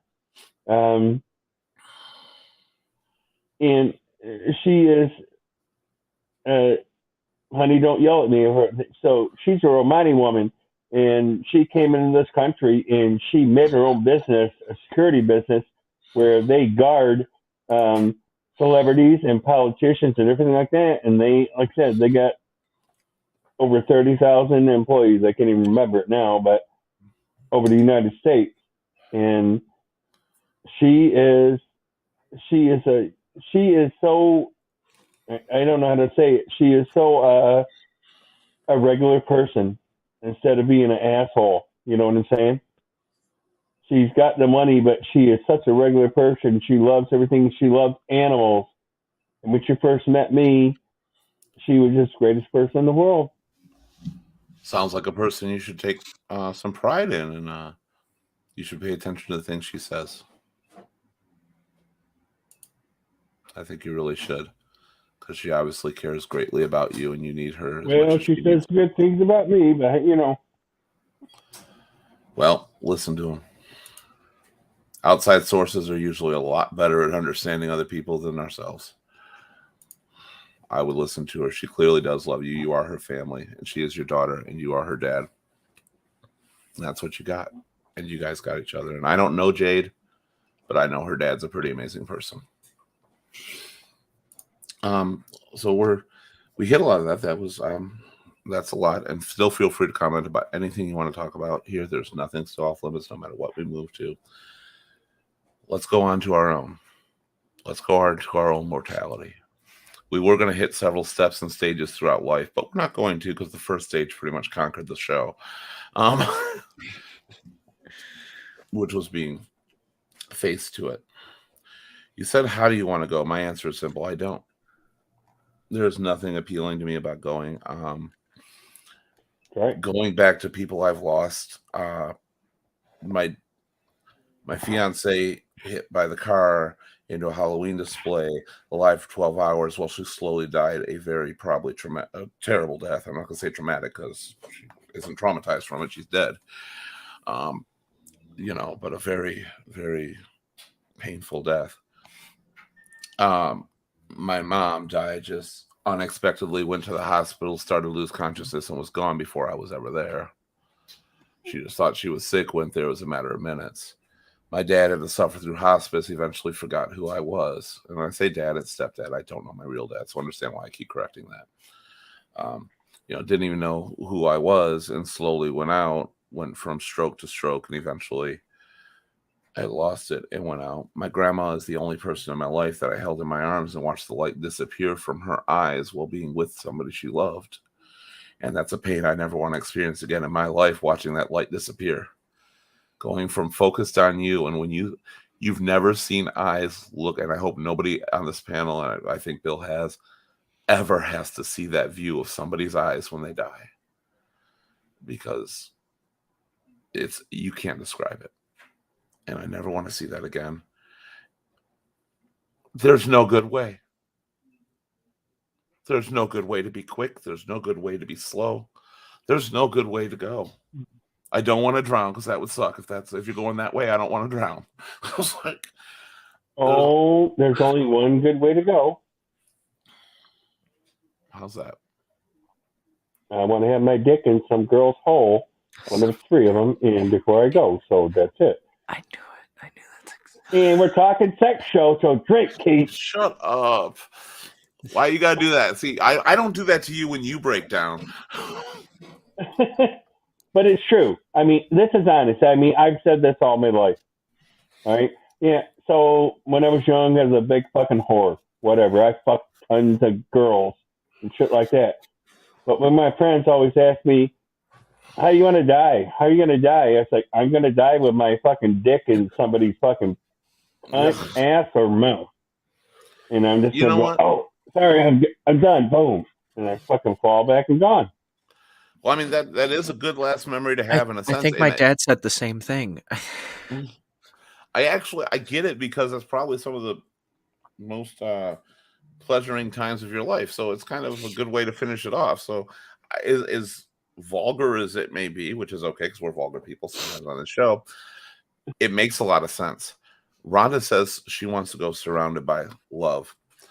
And the one thing I did say, as much as it hurt, and the biggest pain I think I ever experienced was watching her eyes, that would probably be she was being held by her grandson, who was there taking care of her and who stuck with her through everything, surrounded by the love of her family. And I have to believe for her, that was the way she wanted to go. And I believe that is something to look through. Not look forward to. I can't say it right because you don't look forward to it. But if you were going to go, that would be a way I would think that would be a easier transition. Slick Sticky says, "Good grief, Bill." Agreed. I like that he's got it like to the detail of how it's going to happen on there. Jade says, "Stop it." I was like, yeah, tell her shut up. So if I'm 95, if I live that long, which is ain't gonna happen, but I'll what is that steel thing you put in your penis? let's move on. I'm scared of this right now. I'll just put that in there and it gets there somewhere. So. All right. So the final step, since this is about mortality, you can talk about absolutely anything, even topics we stay away from. What do you think happens? And what is your hope? All right, no religion, but yeah. You can speak religion on this topic because this is about your opinion. What do you think happens? I got my gun, Keith. Shut up. So my family, Judy's already off of here. She's gone. So, but Western Kentucky, where my family grew up, there's a church every half mile anywhere you go. But me going down there in the summertime and stuff like that, and go to Sunday school with my grandmother and stuff, only lasted that long. So you pick and choose. So it does have to do with religion a little bit. And I myself, I'm really not sure. Is there anything you hope for? Of all the things If you've heard are possible. if there was something that, which I don't understand it because of Scientology, scientists, and religion and stuff like that. If there is a heaven, I would love to go to heaven and go back and see my parents. But if you understand everything, I'm going to hell. So That's one of the scary things about that part. mhm. What about you, Jane? I guess I'm not too sure. This past Nobody year or knows. so. Well, right. Well, this past year or so, I've been trying to have a much better security with religion. I was surrounded by Christianity a lot as a child. So I feel as though I have the urge to say that. But in reality, I'm so like I think that's the part that terrifies me so much about it. Um, just because there's so much question to it. I guess if I could go with one that is secure though, I guess I would say I would hope for a heaven. I would hope for um a place or a memory perhaps to live in and have that kind of joy. I would just hope that it would end somewhere joyous or um I don't know, something where it can hopefully lead for I don't know. I guess that's the best way I can put it is to wherever it is, I hope it's somewhere that is at least relieving from what we have here, if that makes sense. Uh, it makes sense. I I apologize. don't I know know if it's not very concrete. no. I actually had to cough at the same time. That's why it took me a Mm, moment to respond. It wasn't anything you said. No, it makes sense. All we have is what we have here. We don't know anything, but right. you know, we have no idea to compare it to. People are always saying life sucks. Well, compared to what? Or life is great. Well, compared to what? Other people's lives, or just living compared to what? Not living, non-existence. But I'm not arguing your point. I was right. going to mine, but go ahead. Well, I just wanted to say as a closing to it, I think just to better solidify it is I think with that though, it gives me some sort of inspiration to make everything I can count as I can. And that doesn't mean by living by like what you could extent is the fullest, but living something where you can look back and you can be happy with what you have, and I Yeah. think that's it's because of that fear of I'm not knowing what's next is that means that I have to treat every day that I can as good as I can. Yes. Okay. That's a good way. Rhonda says, let me remove that for a second. All right. Rhonda says that she was raised with going to heaven, being with past loved ones, etc. But I somehow think it's like sleeping, just blackness. I hope it's an angel to guide my son and grandchildren. You are closer to my line of thinking, Rhonda, I think, because I was raised that there's a heaven and you're going to go there. Heaven, the idea of heaven, and I hate to say this, and please, religious people, anybody who's really religious, I'm not downing this belief at all. It offers me no comfort. The idea of heaven offers me no comfort because I can't understand the concept of heaven. What's so good about it? The one thing that makes me really happy about life and living life that I can get that I can't get in heaven is hope. It's wanting to achieve something. It's failing and getting back up again. It's not completing something. It's working hard to achieve goals. It's wanting to make something and doing whatever I have to get there. If heaven is paradise, all the things I love about life are taken away. Being happy all the time is not a good thing for me because happy is only happy compared to other things you've been through. Now, that's my personal opinion on it, so I don't see a lot of solace in going to heaven. I want to believe there is something. And I asked somebody when my mom died, and this person, another phrase that stuck with me, she was trying to comfort me, said, your mom's in heaven now and stuff, or she's in heaven and stuff. And we were talking about it. I said, I don't know. She goes, as long as she believed in God, she was in heaven. And I said, my mom grew up in a lot of my life believing in God, but towards the later years, my mom had everything taken away. You know, she lost her husband. So many things were going wrong in her life, and she started to lose a little bit of faith in God. She was turning to, I don't understand what's going on. Where is it? Which is a common thing for people to go through sometimes. Well, she died early. And when I mentioned, she goes, well, I'm sorry. She's going to hell then. Because she didn't believe. And then the question hit me. Okay, well, if I go to heaven, it's not heaven for me because my mom's in hell. If I go to hell, my mom's in heaven, it's not heaven for her because I'm in hell. Religion bothers me a lot in that aspect. And I'm not saying that there is or isn't anything, or there isn't an answer to that because God's divine will. So don't get me wrong. I'm not arguing the religion. This is my thoughts on the process. But the whole idea of being an angel or being a force or something to guide those around you, to help them, to be that voice in your head that makes you achieve or doesn't, to push you in the right direction, to enter your dreams and tell you that things are going to be okay. That is probably the best thing I could hope for afterwards, even if it's not in physical form, because the one thing I know that scares me is when I'm dead, everything I am and everything that makes me and everything that ever made me is gone.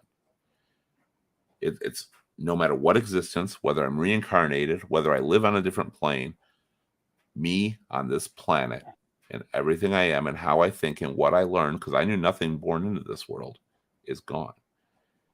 And at what point do you relive your life to be with ones you loved? And I fear the blackness. I fear the darkness because I've kind of grown accustomed to sleeping. Honestly. Well, Keith, the only thing you have to worry about is the fact that when I pass away, I'm going to be reincarnated to the king of North America. And I got you, buddy. Thank you. I appreciate that. But are you sure you're going to want to be king of North America at that point? Have you seen the direction our country is going? All right. When I don't want to get into that. When I become the king, it's going to be different. So that's fair. Jade says choice in life are sporadic for people. And they are. Nobody knows what's going to happen either, and nobody knows in life. I didn't mean to get, you said that's too deep, and I didn't mean to get too deep on it. I was just expressing my thoughts, and those words were actually said to me, and it bothered me that your comfort to me was my mom's going to hell, who was one of the nicest people you ever met in life. She didn't say this. My story was about my story. No, but what did Jade say? Too deep? I can't see that small. Too deep. Oh yeah, it said too deep. I was talking about mine. And that bothered me, and that actually is what destroyed my concept of the religion, because she said those words, and it shook me. Rhonda without the H says, I hope there is a heaven and I'll be reunited with my loved ones. Ultimately, that's what I want. But it's really weird, and this is where I am, because I'm too much of an analytical thinker on stuff like this, is because I'm reunited with my loved ones, but I'm not united with the ones I have in life when I pass. Until later, who will then not be united with the ones they loved in their past. And that's my analytical thinking. I think that's why it terrifies me, because I'm very much a man of reason when it comes to this stuff. I hope there's something. I believe in everything to a point. I don't know what happens. Blackness, darkness, just ceasing to exist. Actually, ceasing to exist is my biggest fear. I do not want to cease to exist in some form. Do you believe you're going to send me a hat? No, I do not. So, damn it. Rhonda also said, someone once told me that heaven is what you want. Jane, you don't get one. Why am I getting attacked for this here? I didn't say anything about that. Saying, if I don't get one, Jane, you don't get one, because why you were supposed to send me a hat on the Sundays when he did that for free stuff. and I won, and I got nothing. So, Bill, all right. he didn't get the hat. I know everybody who won got a hat. Anyway, it's like, or a Yeah, shirt or a sent me water bottle. nothing. Damn it. Why didn't All I right. win? Damn Puerto Ricans. Okay. I would have liked to have won a hat. Rhonda, to respond to Rhonda, that is Jane, you're not actually telling us. because of the way you word what heaven is at that point. I agree with you. I think what you want it to be is good. I would even go the reincarnation route because at least you're born, you get to do things Yeah. again, and you don't know it. And Yeah. you go ahead, Shane. I was just gonna say, I think that's something that I find a lot more comfort in when I think about it. When I let that idea rest in my head, I Yes. don't know what's. I think to me, there's something about the idea of just the energy that we exist, just have that. I don't know what to really describe it. That spirit, or however you want to put it, that life, that energy that it's always flowing, and I feel as though that it makes comforting sense for it to go on into new life, that whole Yeah. cycle. And I think there's some comfort in that, even though Yeah. we don't have any of those past memories, even though, there's something to it. That's how I think that was really well put, Rhonda. I like that phrase. Yes. It's not what I fear. I mean, obviously, we know my fear. I'm kind of, it is that cease of existence. But if I had a hope, and that takes heaven obviously out of the religion thing, well, maybe not out of that actually, but it complete. That's what I would hope for it to be. Something that what you want it to be, where you want. Maybe it is reliving your childhood and then going back and doing it again. You don't have a memory of your future or your past or anything, but you get to have those moments again. Maybe it's, being with who you want. Maybe it's if you believe that time has no direction, no meaning, or even that time doesn't exist, then maybe you are still with the people you left behind on a different plane because time has no meaning. It all crosses over. So there are some things that I could definitely be way wrong about with my thoughts, and we'll never know. To that point, Jade Well, says, "I yeah. appreciate what you do here. Thank you so much, Jade. It gets really difficult sometimes, but I appreciate having people Hey, like what you. about me, girl? What about me? Thank you very much for that. Just, I'm a All right. oh. Yeah, I just have to. Oh, you don't have that ability now, do you? Yeah, I took that away. Who, me? Yeah, that's Yeah. fine. I don't I mind. mean, if she was white trash, she would respond. So, or maybe if she was gay, she would respond. I'm not even playing this, so because you can't. Yeah, none that of one it is. just felt weird. I don't That feel good wasn't even about that good. one. I'm gonna Yeah, I don't call like that one. foul. As You the said if token- she was gay, it's not mentioning gay, it's mentioning your gay friends. There you Well, go. she is my. She's your daughter. Shut Yeah, up. no, Now. that's true. Yeah, As the Okay. token gay She- of tonight, she's, I'm playing. Nice, Bill. she's not gay. Jade, I actually really do appreciate what you said. Thank you very much. It is the people like you and everybody else who come in and are willing to open up that really makes it happen, though. Because a lot of people aren't, just to talk, because I know you're new to this channel, a lot of people aren't strong enough to talk about really deep subjects, and we have our lighthearted subjects as well. And when you see other people open up, I'm quoting Brandon from one of the founders of the show. He said, when you see people open up about your problems, it makes you feel like you can talk about yours. And I think that's really important. And thank you very much for that. And Jane, do you remember Grandma Sheridan? Your mom is asking. Yes, she's asking that because she was like the first notable death I can remember. Like I can actually have like a solid memory of both the person and the funeral. She brings it up because I had a certain way of remembering people, and because I had so many grandparents, as a little kid, I really couldn't understand it. So I tried to find distinguishing features, and for some reason, for my grandma Sheridan, she just had really wrinkly hands. So I would always call her the grandma with the wrinkly hands.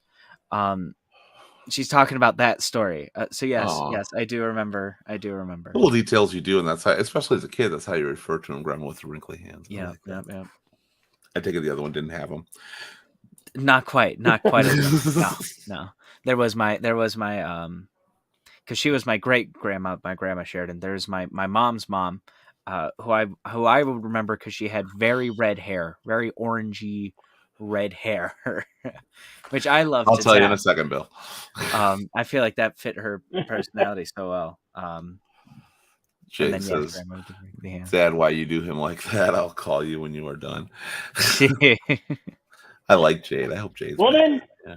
stop it. It's like your perfect day. Oh, Hmm. that okay. Right here, I got to do this now.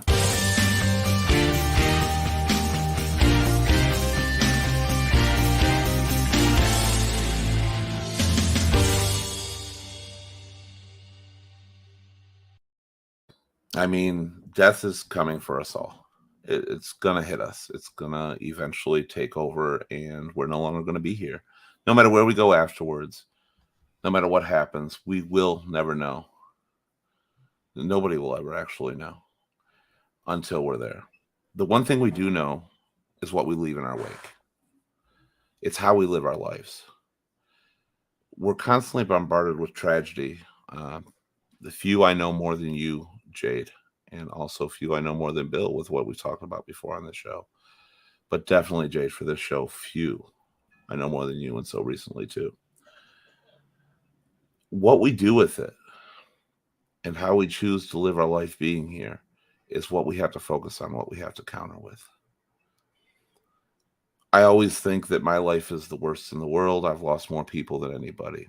And I'm sure everybody who's lost somebody close to them feels that way. Nobody's going to understand it. But people live on through you. Everything I've ever done, everybody I've ever helped is a direct result of the people who lived before me, who raised me, who wanted to marry me.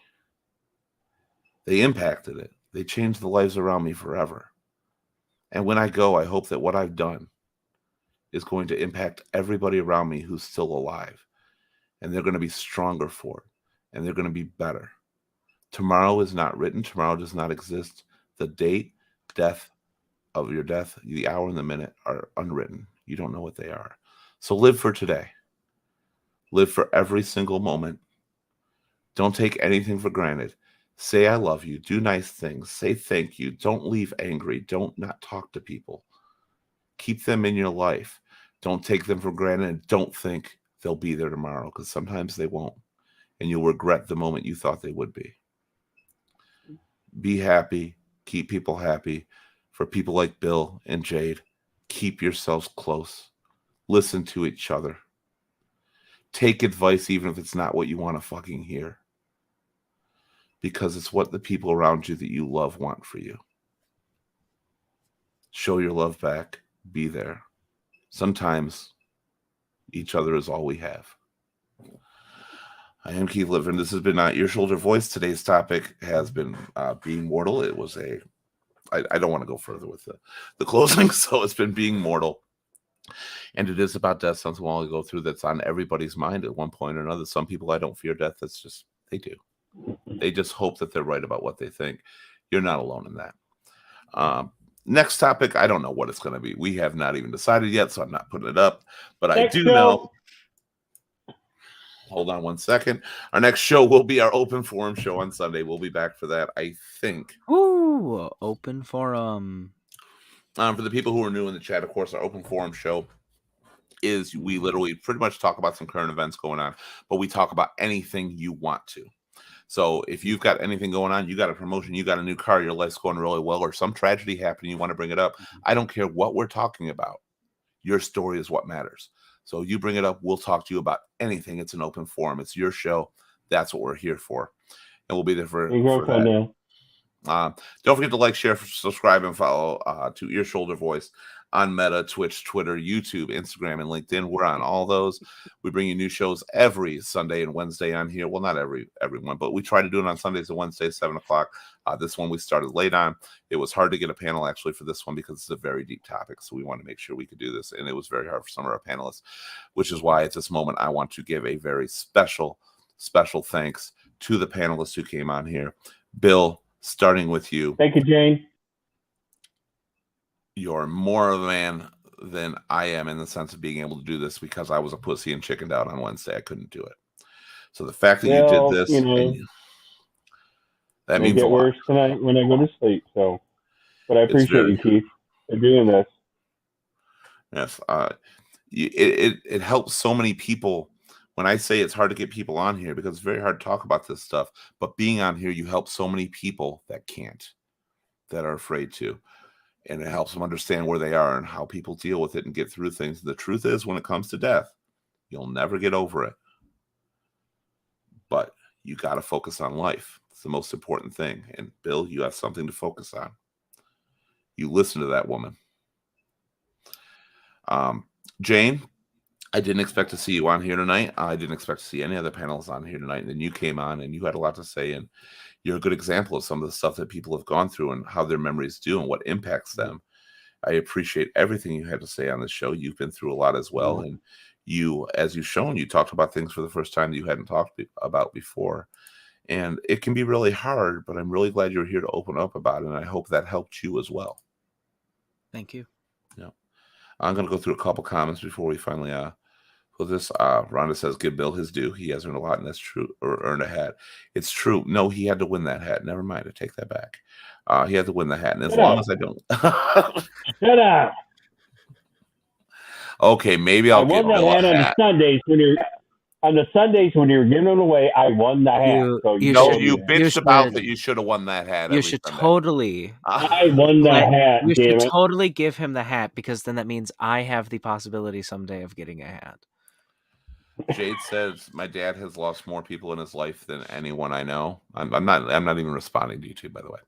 It's like anyone I know, and I know he has. She's true. I mean, you know, when I first met her and everything like that, and met my son and stuff, we went through everything, and she knows what I went through and stuff, and especially with doing the during the COVID and everything like that. But even before that, I mean, hell, I was engaged 14 times, and 12 of my fiancés are dead, and they died early. So, you know, I definitely feel for you and the stuff you've been through, Bill, because we've talked more too, and I do not want to get into a numbers game because I don't really know, and I don't want to find out because that's nothing to win or lose. But we know on a personal level that we've been through so much and so many people. Yeah. That... And you're all right with me when I sell the house, come living in the tree in your backyard or your front yard, wherever that tree is. So, yeah. Oh, yeah. We all got space for you. All right. Flixie says, well put. Thank you all. Great group of people. Much love to you as well. Thank you, sir. Amen, Keith. Thank you for ESV. I'm a big fan. We're a big fan of you. I'm glad you're on this show now, Rhonda, through the chat. And she says, sex show. I don't have to do it if she says it. But yeah! That's sex show! That's better. I don't, that felt that. No, I want one on that one. And Rhonda also says, God bless Bill. And that's really good. I want to remind people. Thank you, honey. I mean, if we don't have the sex show, we'll have the white trash Christmas show. I'll do it in a second. Okay, let me close it out. All right. All right. I want to remind people that you're free to engage all the time. We love when you engage. We can't have the show without it. But sometimes you want to reach out, and we're not doing a live show, and you still want to talk about something. You can. You can talk to us about anything, anytime. You can either go to our website, and that hasn't really taken off. Don't get me wrong. So I understand. But you can message us through the website anonymously, and we'll talk to you about anything you want, even without knowing who you are. You don't have to reveal yourself. If you don't mind that, you can also go through Messenger on Facebook on the Ear Shoulder Voice page and just say you want to talk about something. If it's bothering you, it's on your mind, you need somebody to talk to, one of our regular panelists or shoulders will be on there and talk with you, and we have no problem. Sometimes a few will. It doesn't have to be public. It doesn't have to be in front of everybody.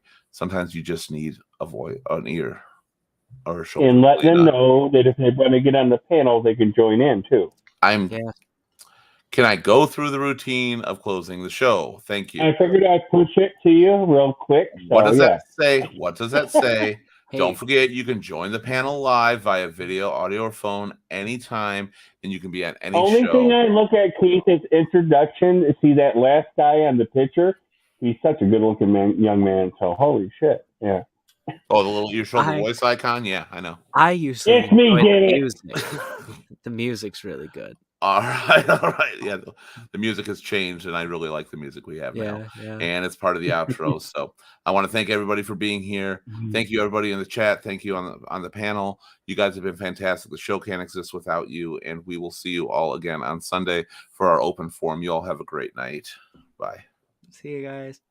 Bye. When you're alone and feeling down, and you're 10 feet underground, when you're so deep you're about to drown, when you're in the lost and found, 'cause heartaches only last a day.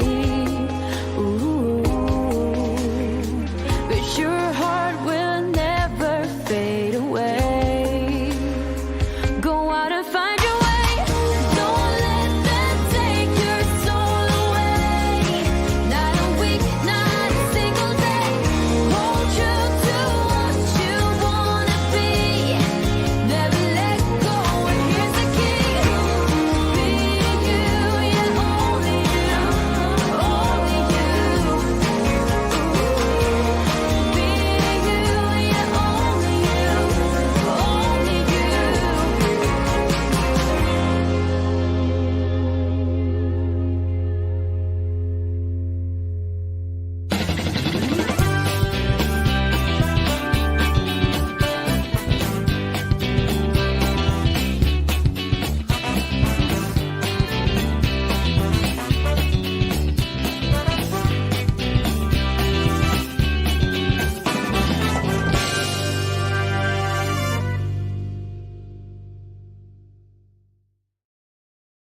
I swear my dog can hear the exit music through my headphones because, like, every time it starts and the credits start, he jumps on top of me, starts licking my face every freaking time.